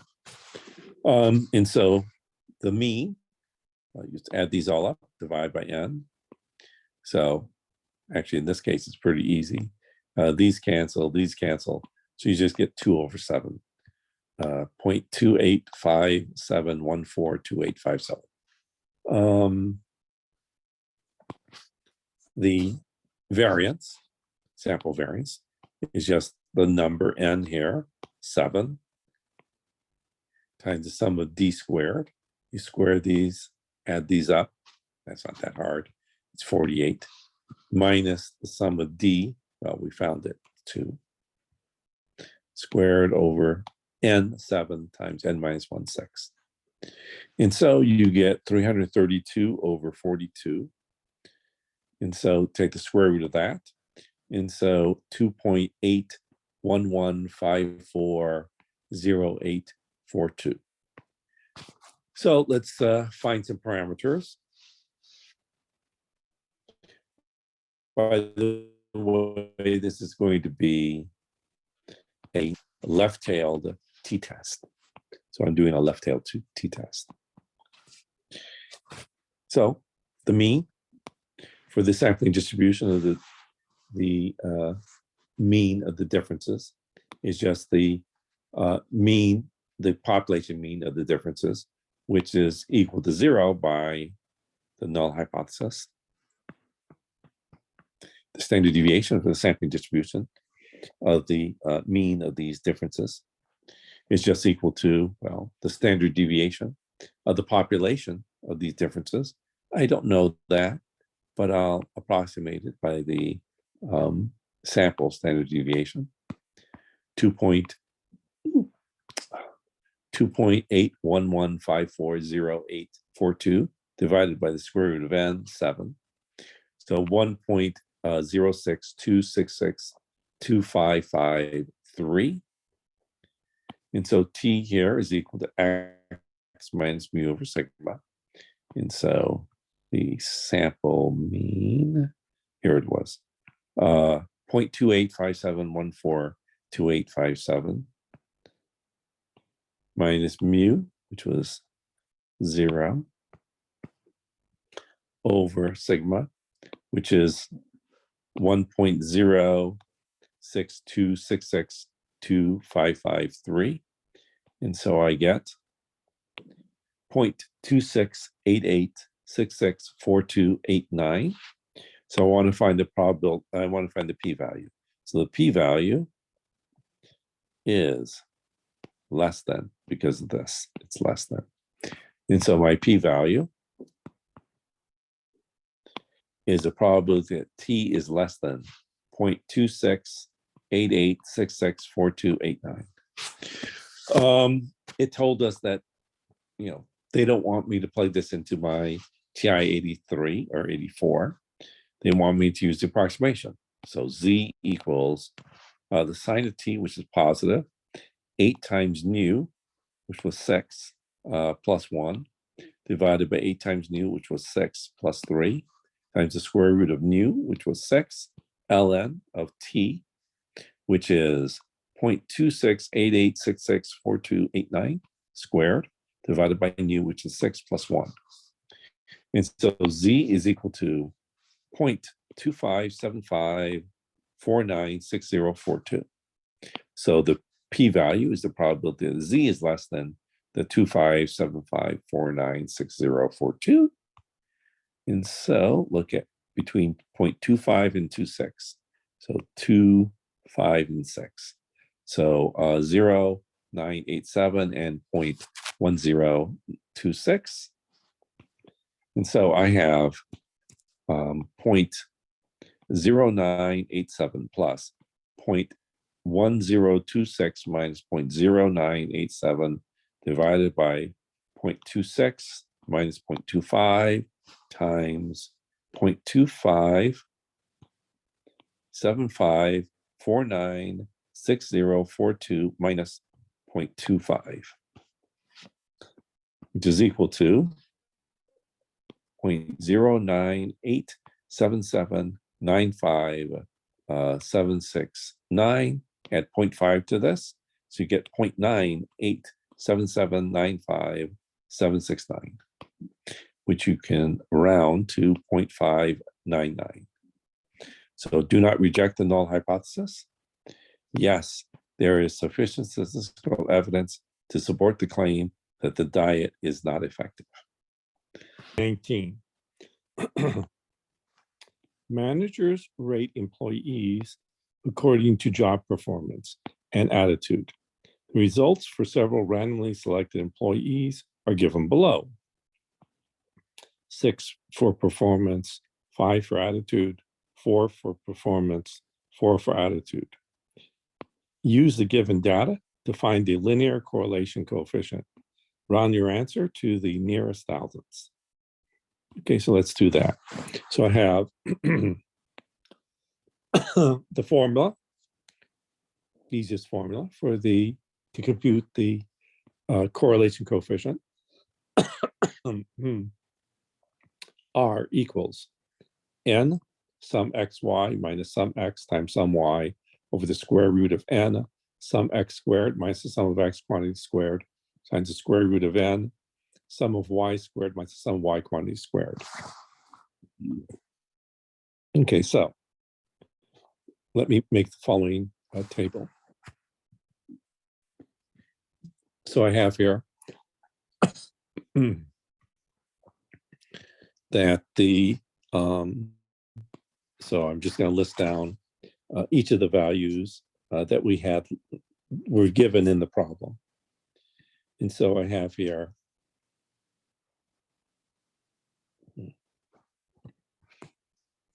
x, 6, y 5, and then listed all the way down.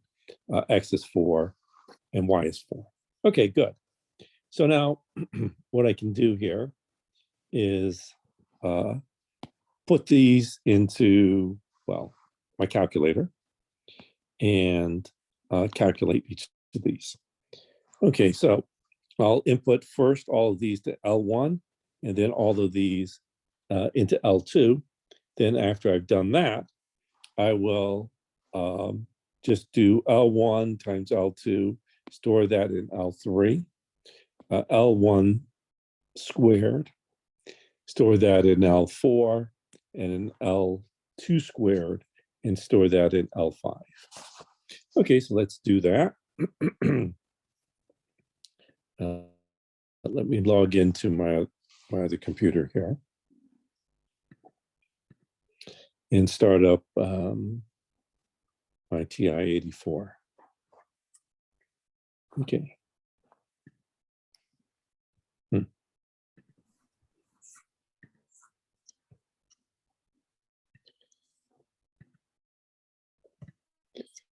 Okay, so let's input the following.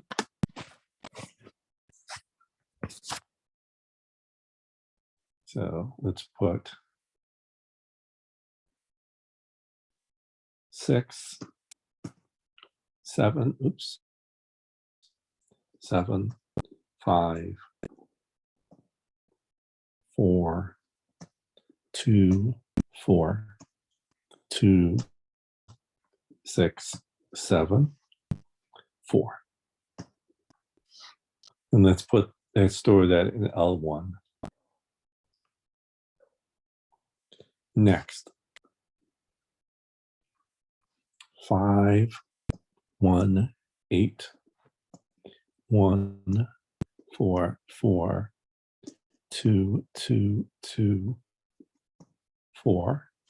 And let's store that in L2.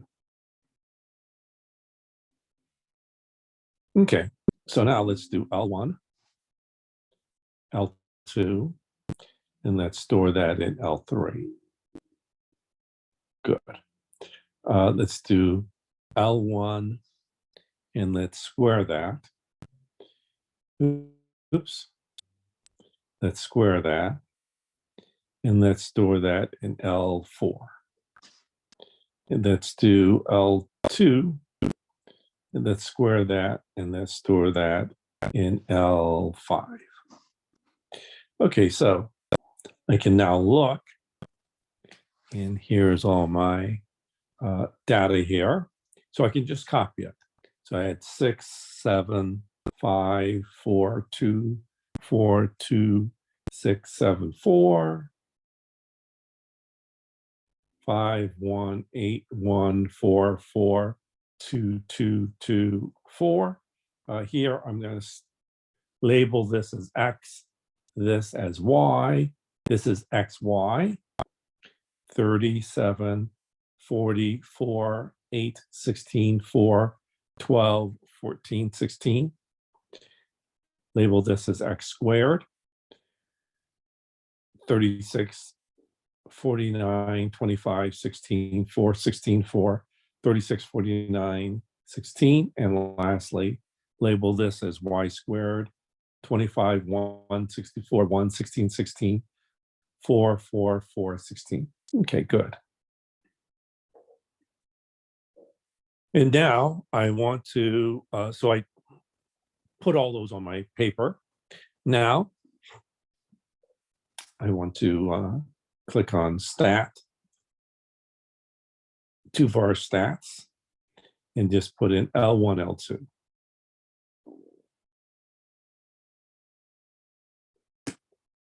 And calculate that. So 2 var stats, L1, L2.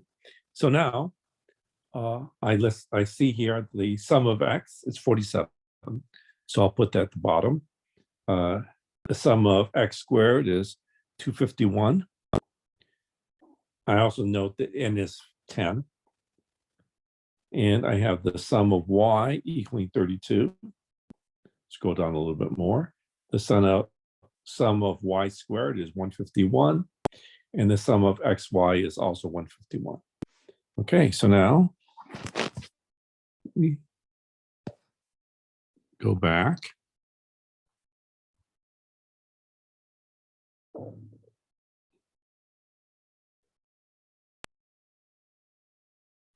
So I just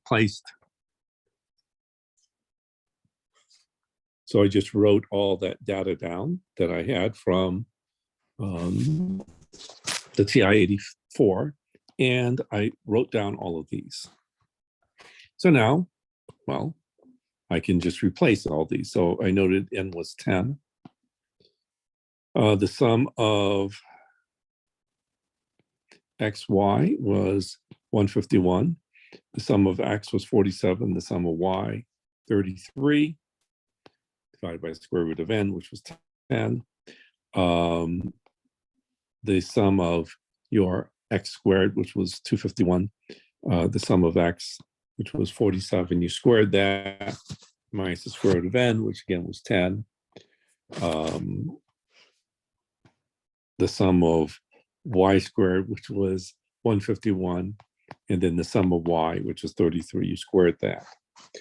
You can plug this in, or you can go over and, oops.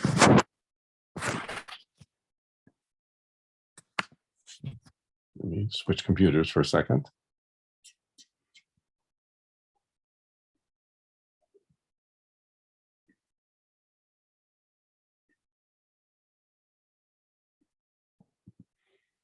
Okay, so, oops.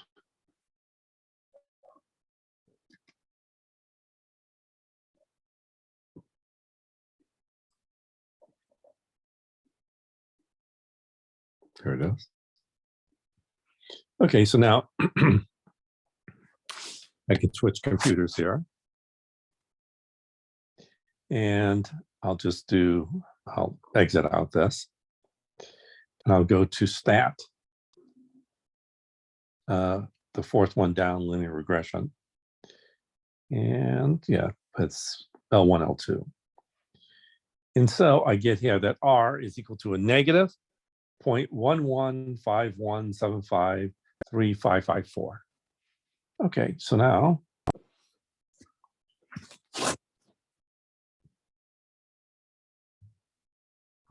or we get it from the formula, right, Professor? yeah. And that's the same as, here it is. That's the same here as this calculation. All right, thank you. All right, so if you actually just plug this number into your calculator, you'll actually get that same number. Okay. And you want to round it to 3 decimal places. And that's your answer. Problem number 20.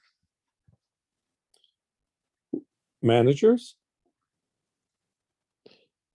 rate employees according to job performance and attitude. This is a similar problem. The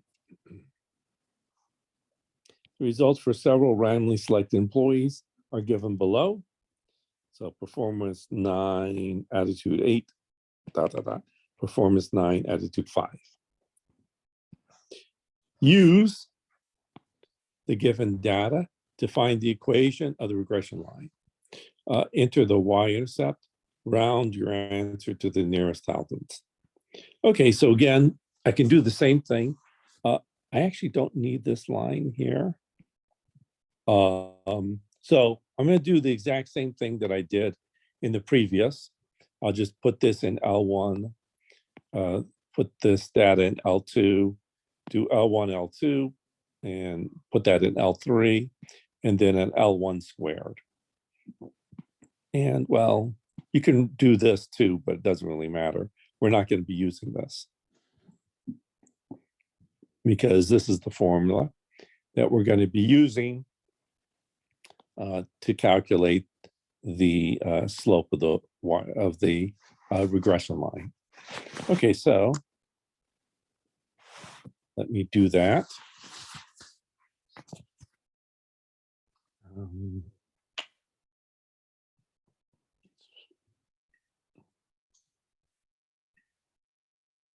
Okay. So let me input 9, 2, 8, 2, 3, 10, 2, 2, 4, 9. Okay, and let's store that in L1. Now let's do 8, 9, 9, 7, 4, 6, 9, 7, 5. And let's store that in L2. Okay, and then let's do L1, L2. Let's store that in L3. Oops. Okay, so they're not of the correct. I missed something. So let's see. They're not of the correct size. So this one had too many. 9, so 8, 9, 9, 7, 9. Aha, there's supposed to be a 9 there.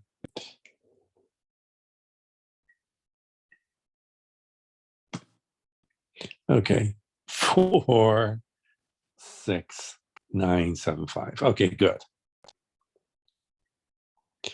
Okay, so now it should work. And let's do L1 squared. And let's store that in L4.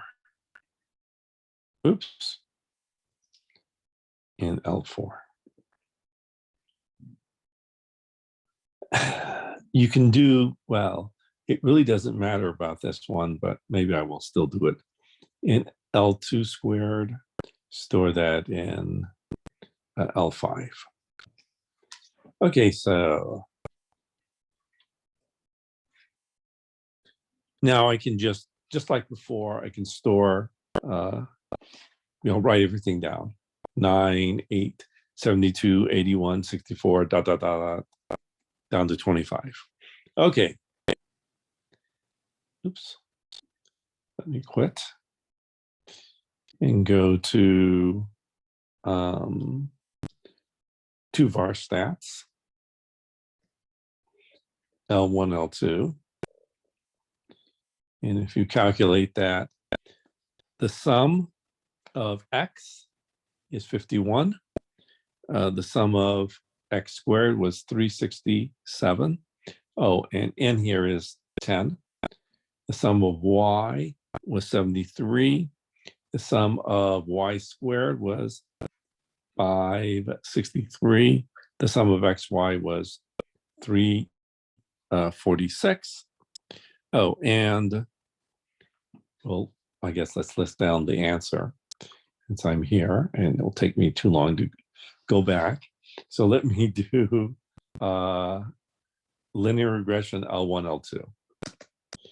And so if I do that, I get that the B sub 1 is a negative 0.2460243218, and B sub 0 is 8.554 724041. So I'll just note those. And I'll come back. Okay.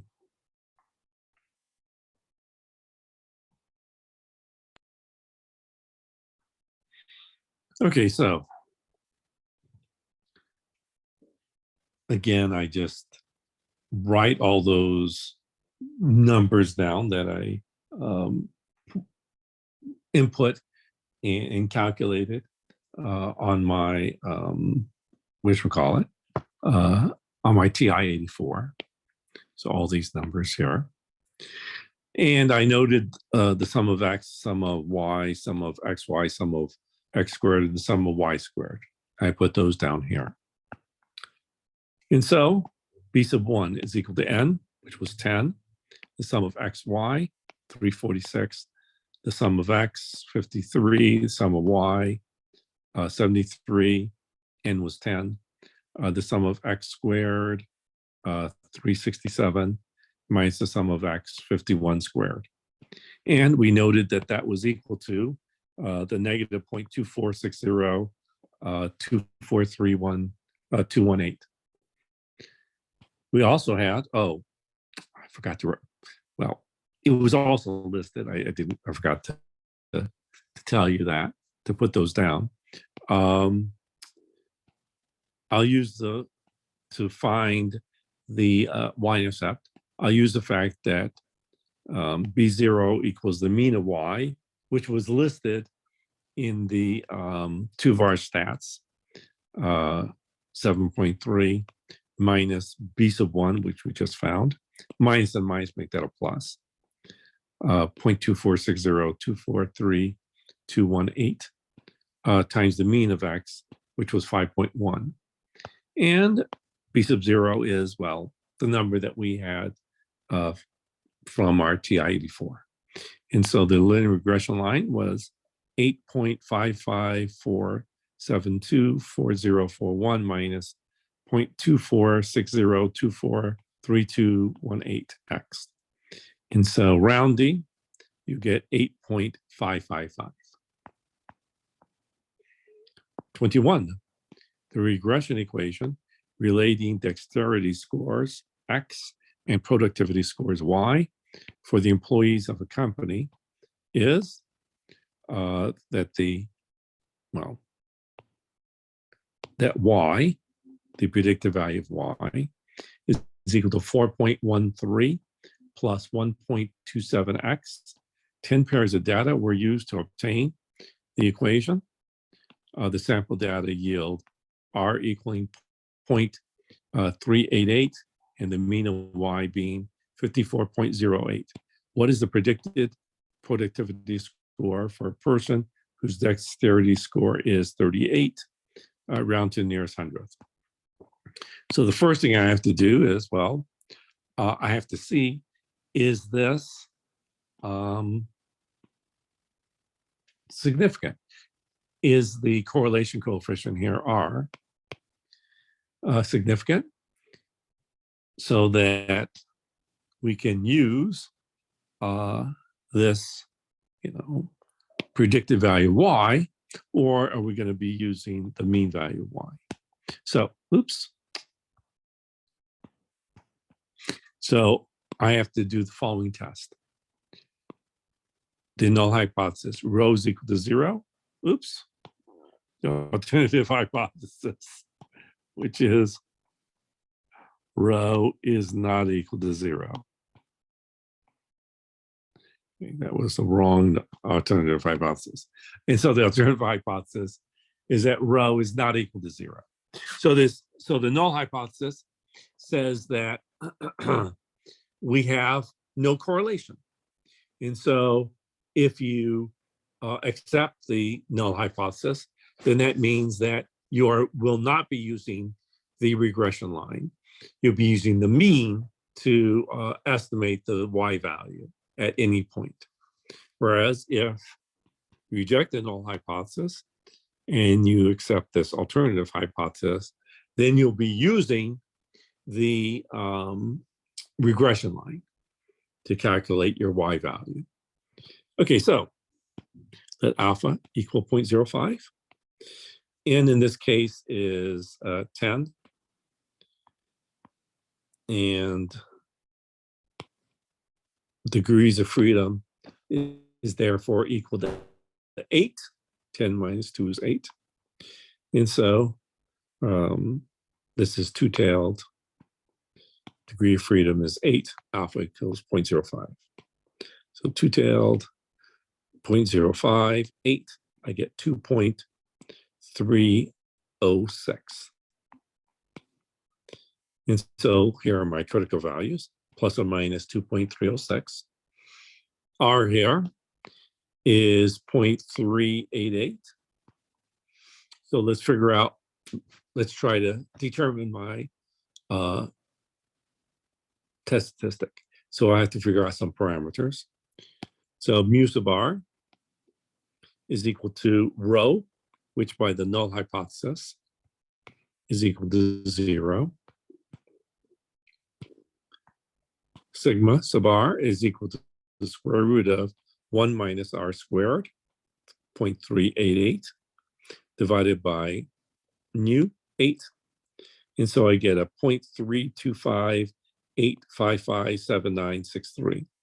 And so therefore T is equal to R, 0.388 minus mu, 0 over sigma, 0.325855793. So I get 1.190710751, which is, which is not in the rejection region. Therefore, I do not reject the null hypothesis. So there's sufficient evidence to support a claim that there is no linear relationship between X and Y. So there's no linear relationship. So therefore, I should not be using the regression line. So I should not use this to estimate my Y value. Instead, I should be using the mean.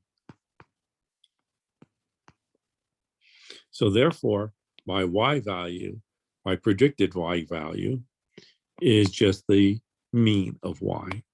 And so for the particular value of X that they gave us, I forget now, 37. So for the value of X, our predicted value is going to be just the mean, 54.08.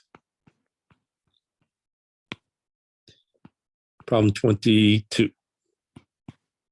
To test whether or not there is a significant difference in the average snowfall in Maryland and Virginia, the average snowfall of the two states during a random sample of 92 days during a leap year were recorded.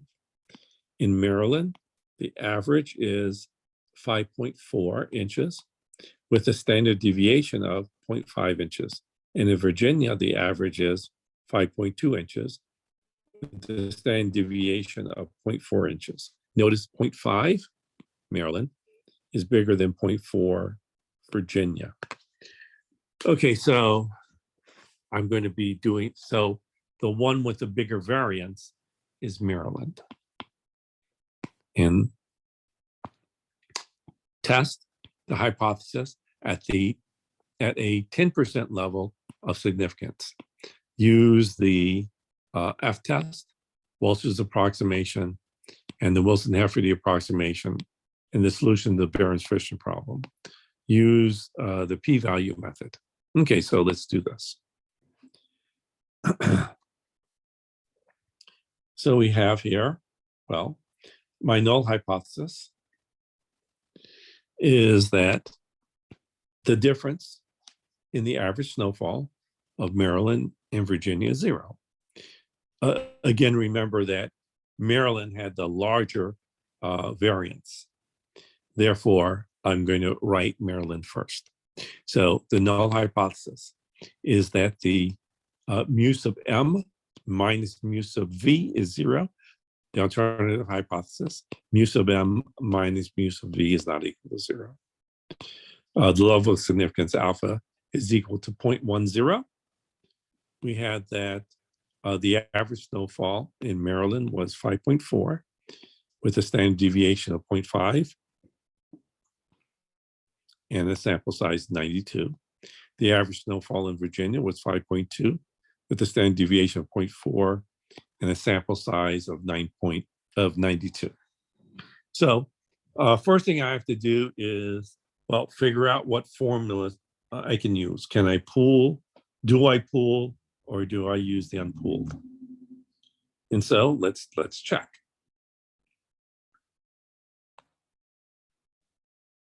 And so the null hypothesis is that the ratio sigma sub m squared over sigma sub v squared is less than or equal to 1. The alternative hypothesis is the variance for Maryland actually larger than the variance for Virginia, or was that just a statistical fluke? Alpha is equal to 0.05 because we're going from a two-tailed to a one-tailed, therefore I have to cut the level of significance in half. The degree of freedom for Maryland is 91. Degree of freedom for Virginia is 91. Unfortunately, this is not on our table. So we can't just look this, we can't look the critical value up in a table. So we will use the Wilson-Hefferty approximation. So let Z equal the inverse norm of 1 minus 0.05, it's two-tailed.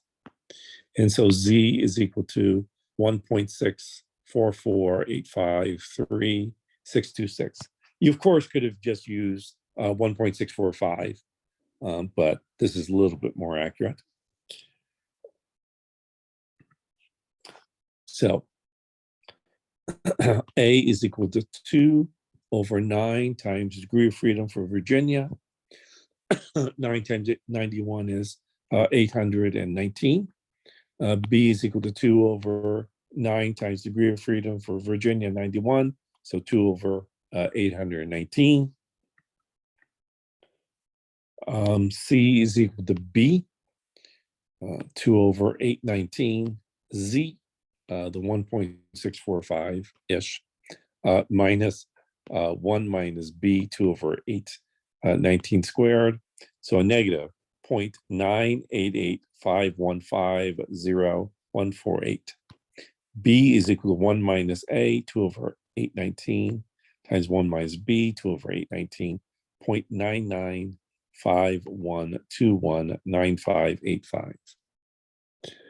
A is equal to A, the 2 over 819 Z, the 1.644853626, minus 1 minus A, 2 over 819 squared, negative 0.9885150,148.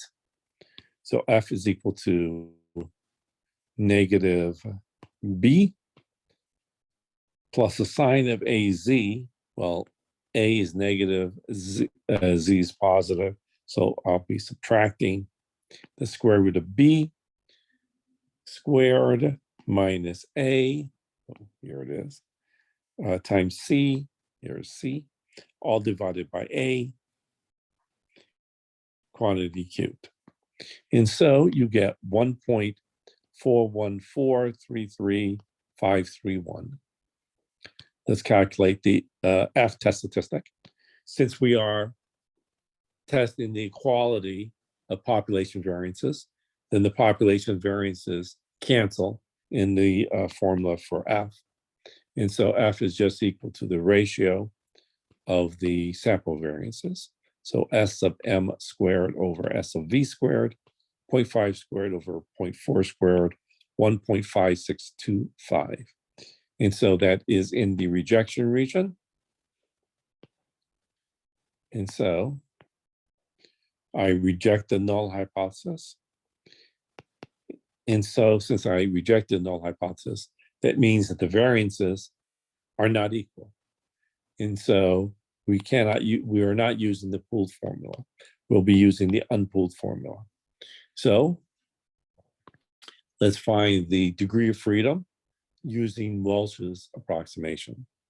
So alpha S sub n squared, 0.5 squared, over n sub m, 92, 0.0027173913, beta S sub v squared, 0.4 squared, over n sub v, 92, 0.0017391304. And so degree of freedom, nu, is equal to alpha plus beta. So alpha plus beta squared divided by alpha squared over the degrees of freedom for Maryland, which was 91, plus beta squared divided by nu sub v, 91. I get 173.6333712. Let me figure out the parameters. And so the mean for the sampling distribution, the difference in these two sample means is the difference in the population means, which by the null hypothesis is equal to 0. The standard deviation for the sampling distribution, the difference in sample means, is just the square root of the sum of their variances, sigma sub m squared over n sub m plus sigma sub v squared over n sub v. Well, we don't know any of the population variances, so I will approximate it by the sample variances. And so these are just alpha and beta. And so this is really just the square root of alpha plus beta, 0.06675718449. So let me calculate my test statistic. So z equal x minus mu over sigma. So t is equal to the difference in the sample means, which is just equal to, well, 5.4 minus 5.2 minus mu, which was equal to 0, over sigma, which was equal to 0.06675718449. And so t is equal to 2.995932202. Okay, so now I can try to calculate my p-value. So the p-value is a probability that the test statistic is not equal to the that t is not equal to the test statistic, 2.995932202. This is positive, and so two-tailed. So this is twice the probability that t is greater than 2.995932202. And so I'll just do 2 times. So instead of going from this number to infinity, I'll just go from 0 to this number and subtract it from 0.5. So 2 times the quantity, 0.5 minus TCDF, 0, 2.9959322202, my degrees of freedom, 173.6333.712. And so I get the following p-value. Well, they didn't say anything about rounding.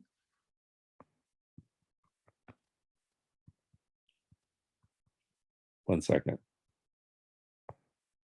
Use the p-value method. Oh, okay. Okay, so they didn't say anything about rounding or anything. Okay, so I get 0.0031365.907. That's less than alpha, 0.05. Therefore, I reject the null hypothesis. So yes, there is insufficient statistical evidence to reject the claim that there is a significant difference in the average snowfalls in Maryland and Virginia. Problem 23. Use a significance level of 0.025 to test the claim that workplace accidents are uniformly distributed on work days. In a study of workplace accidents, 52 occurred on a Monday, 25 occurred on a Tuesday, 55 occurred on a Wednesday, 17 occurred on a Thursday, and 61 occurred on a Friday. Use the p-value method of hypothesis testing. Enter the test statistic, round your answer to the nearest hundredth. So let me set up the hypothesis test. The null hypothesis.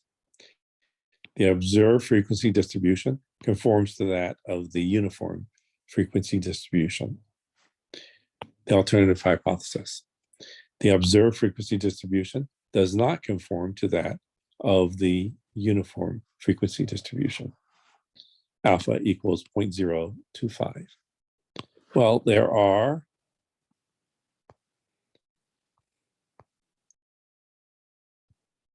1, 2, 3, 4, 5 categories.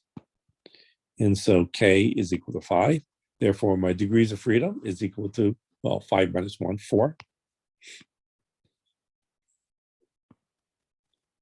I guess I'll look this up in a second on the table. Oh, we're doing p-values, so I don't look it up on the table. So let's calculate this. So I have here, well, 52 was on Monday, 25 on Tuesday, 55 on Wednesday, 17 on Thursday, and 61 on Friday. Add those all up, get 210. So now divide 210 by 5, get 42.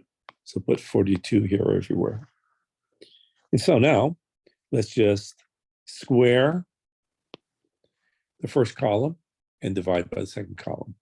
So 52 squared divided by 42. I'll reduce that. I'll divide by 2. So this is 2704 divided by 42.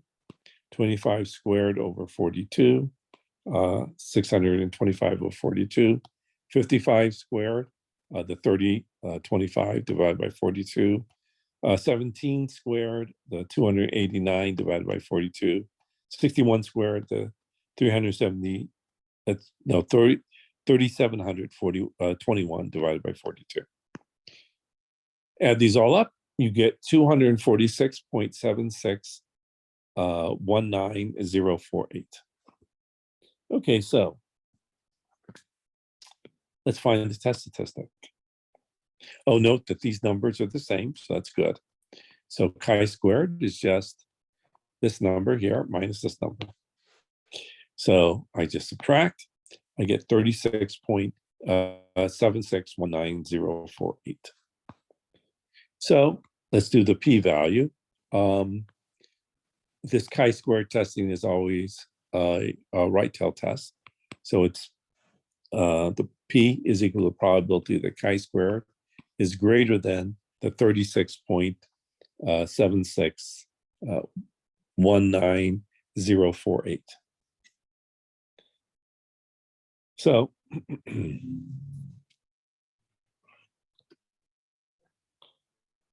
I'll just do this on my calculator.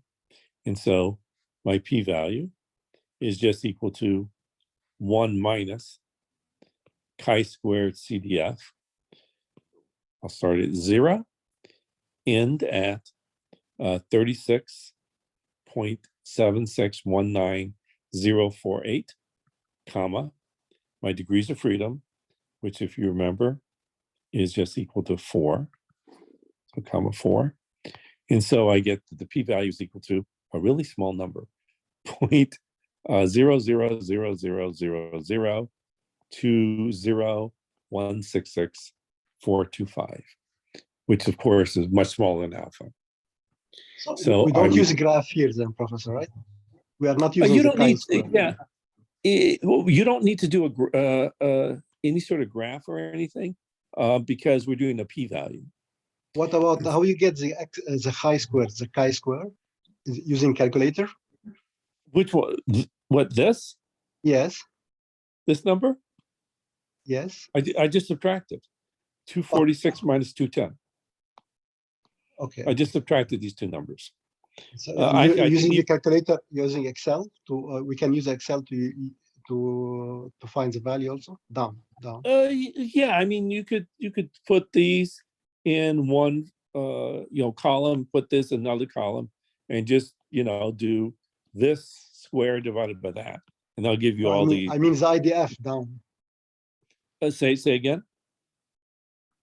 Mean this? Yes, the CDF. Yes. Oh yeah. You can do that on Excel also. Yeah, Excel has a chi-squared also. Okay. So you can do that. So you reject the null hypothesis. So there is sufficient statistical evidence to reject the claim that workplace accidents are uniformly distributed on weekdays. Okay, so this was my test statistic, 36.7619048. And so let me, wait 1 second. Let me go to my other computer. And so let me calculate that.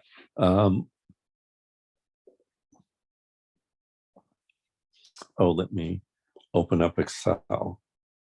There's Excel. Okay, 1 second. Let me open up Excel here. Okay.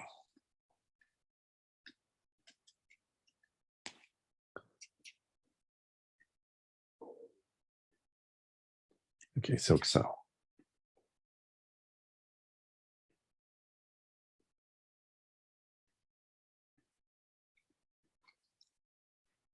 Okay, so chi-square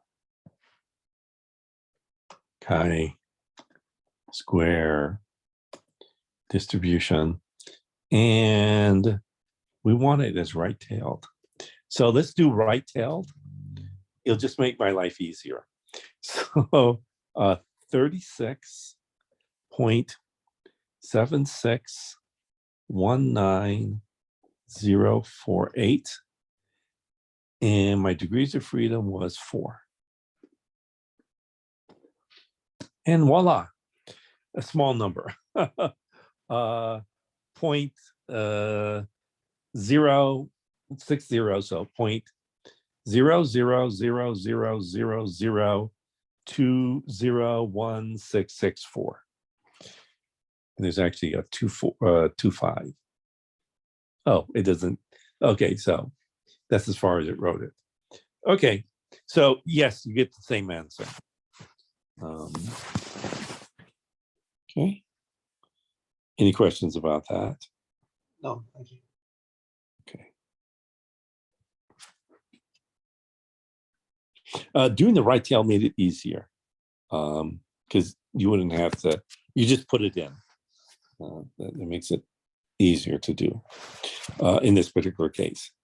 Since this is a right tail, they have that right tail option in Excel. Okay, so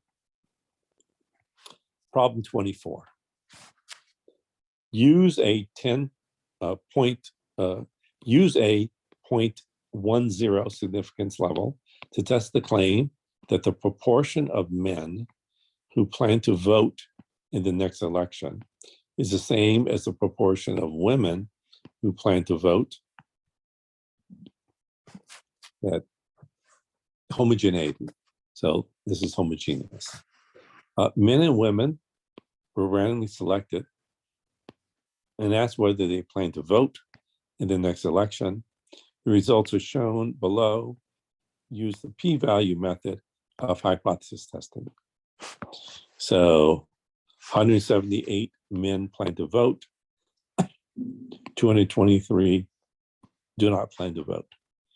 221 women plan to vote. 166 do not plan to vote. Enter the p-value, round your answer to the nearest thousandths. So I'm going to do this since there's only two proportions. I'm going to do this the way that we did back in, was it chapter 9 or 10 or whatever, dealing with inferences from two populations. So let me do that.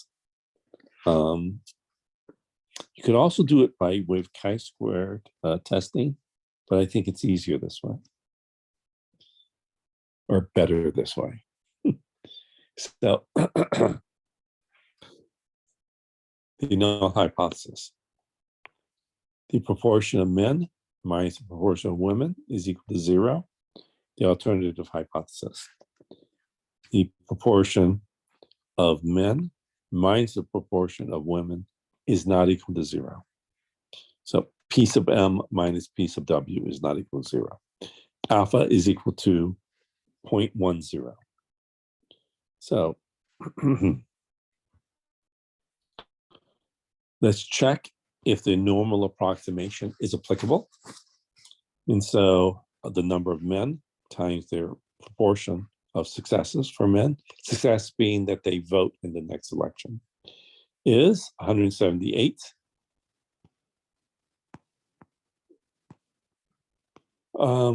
N times Q for the men is, well, 223. N times P for women is 221. N times Q for women is 166. These are all greater than or equal to 5. Therefore, we have that the normal approximation is applicable. Let's invoke continuity correction. And so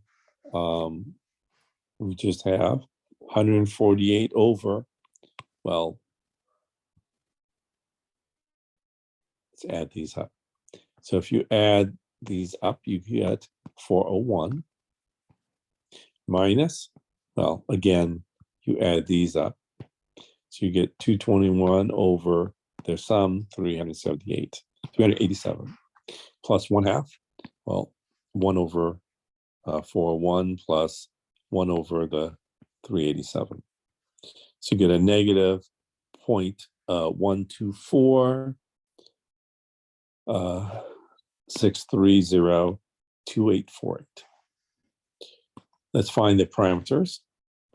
So the mean for the sampling distribution for the difference of these sample proportions is the difference in the population proportions, which is assumed to equal 0 by the null hypothesis. Since the difference here is 0, then we're going to pool these population. So we use the pool formula. So the pool formula is the number of successes of men, 178, plus the number of successes of women, 221, divided by, well, the sum of all their sample sizes, 401 plus 387. So you get a 399 over 788. Therefore, if there are 399 successes out of 788, there are 389 failures out of 788.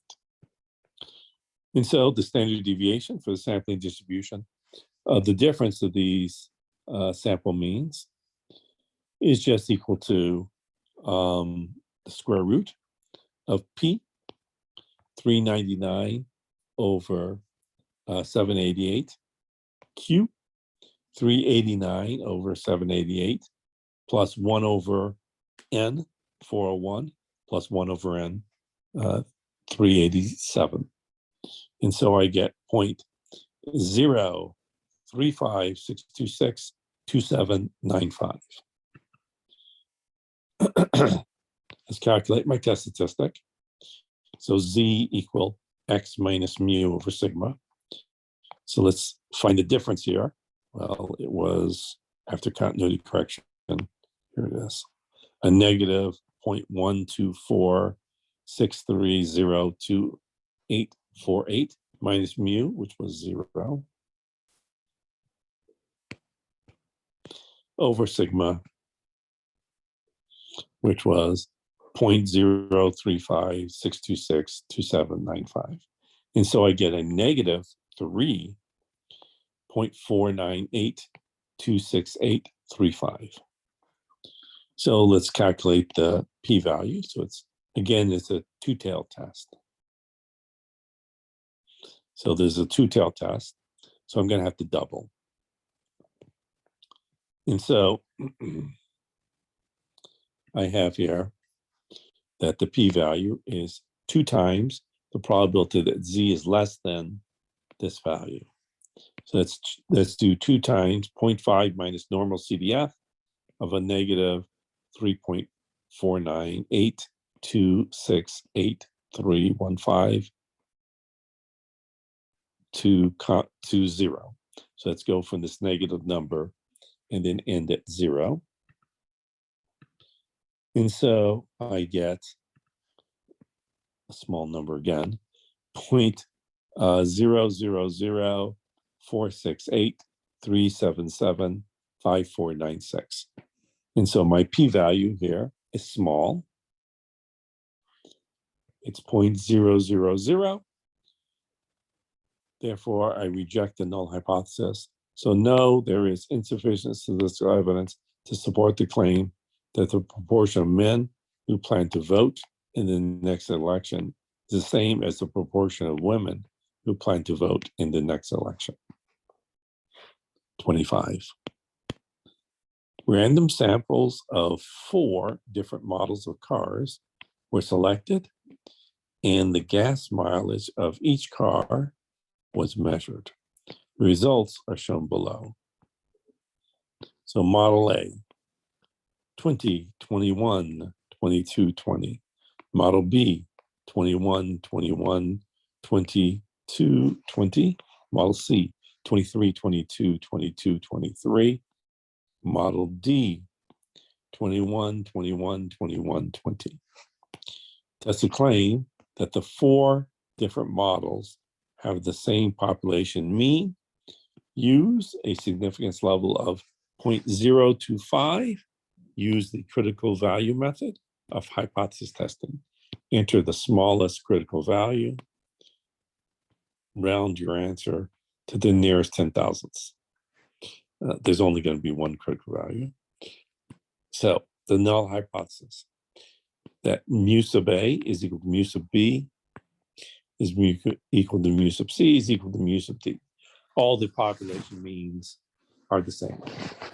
The alternative hypothesis is that not all the means are the same. Alpha equals 0.025. So let's calculate the degree of freedom for the treatment. K minus 1 is, well, there are 4. And so 4 minus 1 is 3. Degree of freedom due to the error is the sum of all the degrees of freedom. Well, there are 4 numbers here. So degree of freedom is 3. Degree of freedom here is also 3. Here it's also 3. And here it's also 3. And so 3 plus 3 plus 3 plus 3, 12. And so the degree of freedom for my error is 12. So I may be putting here that the degree of freedom for my treatment was 3, and for due to the error was 12. Let's find the overall mean, the mean for everything. And so let's just find the mean of these 4 numbers. Just add them up, divide by 4. So 83 divided by 4, 20.75. Add up these numbers, divide by 4, 84 divided by 4, 21, and multiply by 4. And plus 4 times, well, let's find the average. By the way, I could have just said, oops. I could have just written 84 here. Similarly, let's find the, if you just add these up, that's what I'm finding is a sum anyway. So that's 90 divided by 4, which was the 22.5, or just 90. And then lastly, well, this is going to be the same, the 83. You add up all these, you're going to get 83 divided by 4. So this is 83. Or you can just say 83 divided by 4, which is the 20.75, divided by, well, you add up all, you find, well, so basically you're just adding up all these numbers, dividing by how many numbers there are. In this case, 4, 8, 12, 16 numbers. And so you get 21.25. So let's find the sum of the squares due to the treatment. And so let's just take n, which is 4, times, well, the difference squared. The first sample mean was 20.75. Subtract from it this total mean, the overall mean, 21.25, square it, plus 4 times, well, again, we found the second mean was 21, minus the 21.25 squared, plus 4 times, again, 22.5 minus the 21.25 squared, plus 4 times the 20.75 minus the 21.25 squared, 8.5. The sum of squares due to the error, well, degrees of freedom for each of them was 3. And the variance for each of them, well, for the first one was 0.916. Second one was 0.6. Third one was 0.3. And the last one was 0.25. And so you get 6.5. So now let's put those down in the ANOVA table. So the sum of squares due to the error was 6.5. Due to the treatment was 8.5. 8.5 divided by 3 is 2.833. 6.5 divided by 12, 0.54166. 2.8333 divided by 0.54166 is 5.230769231. Okay, good. Or I could have done this on my TI-83. So let me show you that. And that will give you, well, this ANOVA table. I'll actually give you these all, well, I'll give you all these things. I'll give you all these things that I just plugged in. Okay, so let's do that.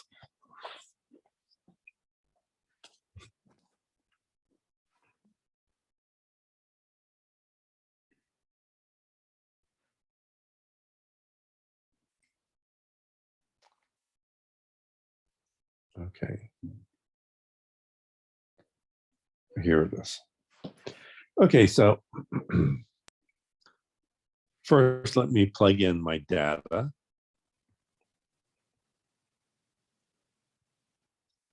Here it is. For L1, let's plug in 20. Oops. 20, 21, 22, 20. And let's store that in L1.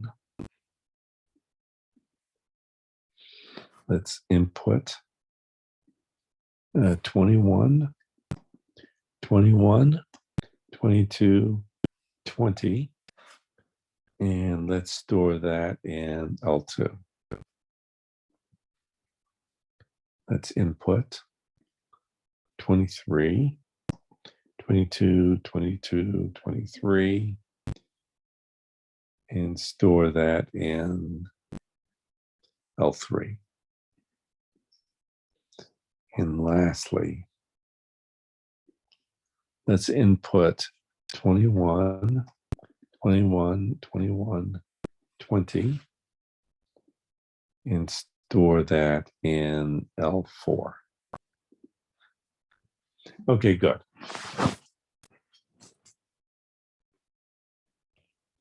So now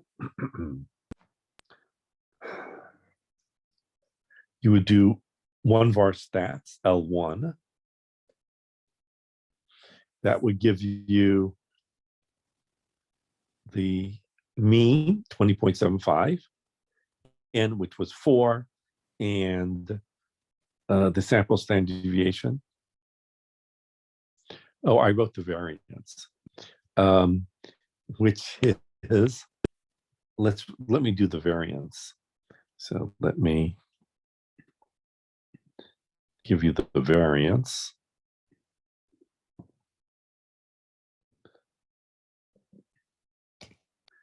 Which was the, and that's what I wrote down, 0.916x. Okay. Let's do one for our stats, let's say L2. Okay, so the mean was 21, n was 4, the sum of x was 84, and the variance was 0.66. Do this for L3. And so the mean was 22.2. The sum of x was 90. And the variance was 0.33. Oh, I forgot. I did forget that. It was supposed to have a bar above it. Okay.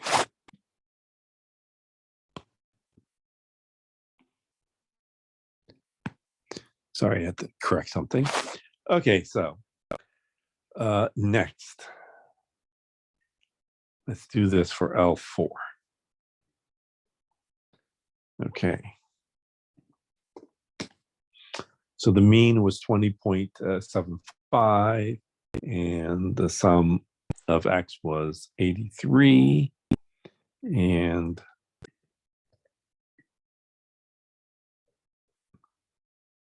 the variance was 0.25. Okay, good. And now go to stat, ANOVA, L1, comma, L2, comma, L3, comma, L4, and then in your parentheses. And you get, well, so now these numbers that were actually in the table. So my degree of freedom due to the treatment, here they're calling it the factor, was 3. The sum of squares was the 8.5, and the mean sum of squares was the 2.833. The degree of freedom for the due to the error was 12. The sum of squares due to the error was 6.5, and the mean sum of squares due to the error was 0.54166. And we found that the F was equal to 5.230769.231. Okay, good. So that's all the stuff that we had listed here. Let me go back.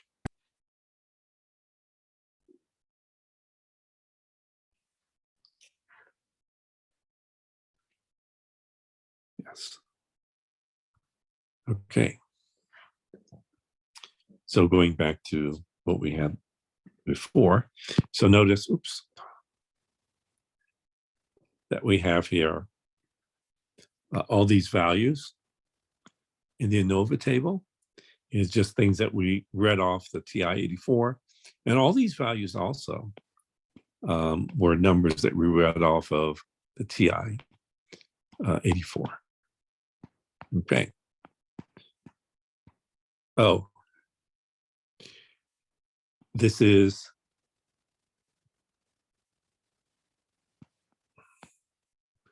.025.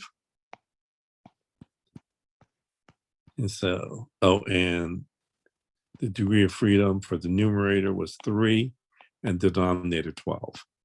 So 0.025, 3, and 12, 4.47. So we're here at 4.47, but our test statistic was 5.230769.231. Okay, so this is in the rejection region. So I reject the null hypothesis. And so, no, there is insufficient statistical evidence to support the claim that the 4 different models have the same population mean. Now, the only problem here is that my critical value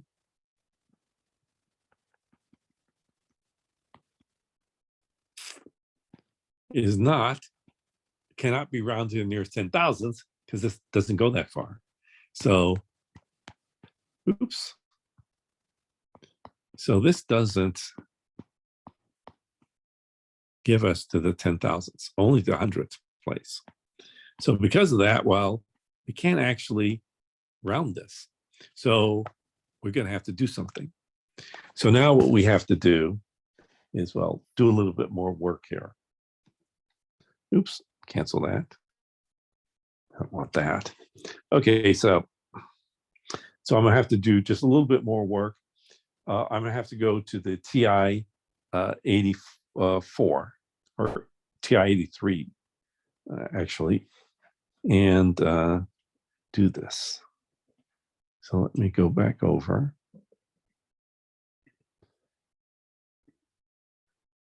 Let's go to the TI-84. So now I'm going to go to Math, go to the very last one, which is Solver. Here it's called Numeric Solver, but usually on the 83, it was just called Solver. And, well, I usually, so this is a right-tailed, so I'm going to have to do 1 minus 0.025. On the 83 or whatever, you did then have to say minus this, minus FCDF, we start at 0. We end at x. The degree of freedom for the numerator was 3, and for the denominator was 12. Okay, so let's go down further. And we start at 4.47. That was the number that was given to us in the table. And so, starting at that, you click on alpha, and then click on enter. See how it says solve here in green.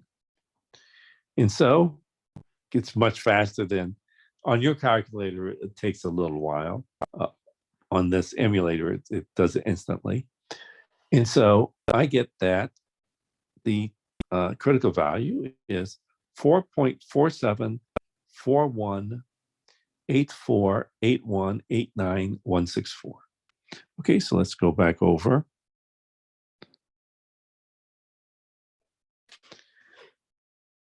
Okay, so now switching over to this other computer.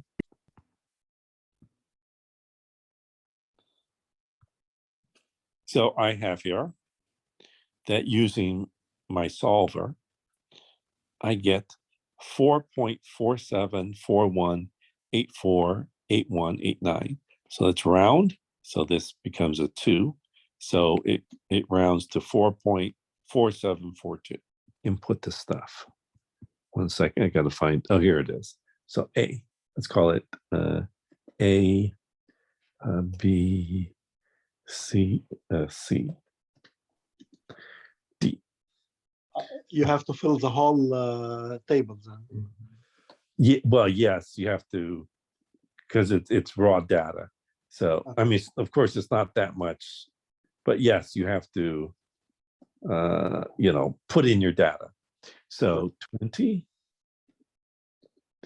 21, 22, 22, 20, 21, 21, 22, 20, 23, 22, 22, 23, 21, 21, 21, 20. Okay, good. So now, if you go to tools, now, if there's this menu here where it says data analysis, that means that everything's fine. If there is not this data analysis here, then you have to go to Excel add-ons and click the analysis tool pack. And so click that and then click OK. But I already have it. So I'll click on data analysis and you click on ANOVA one factor. So input range. Oh, okay. So let me input my range here.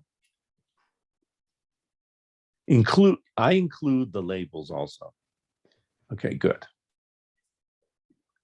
Next, group by columns. This is columns. So I've done it in columns. You could do it in rows, but I've written it in columns. And then click on labels in first row, because I put the labels up here, because I like the labels. What's alpha? Alpha is 0.025, right? Yeah, 0.025. And I'll put range. I don't know. I'll put it here. I'll put it right there. Okay, so and then you just click OK. And here it is. So there it is now. So, and it tells you a whole bunch of nice things.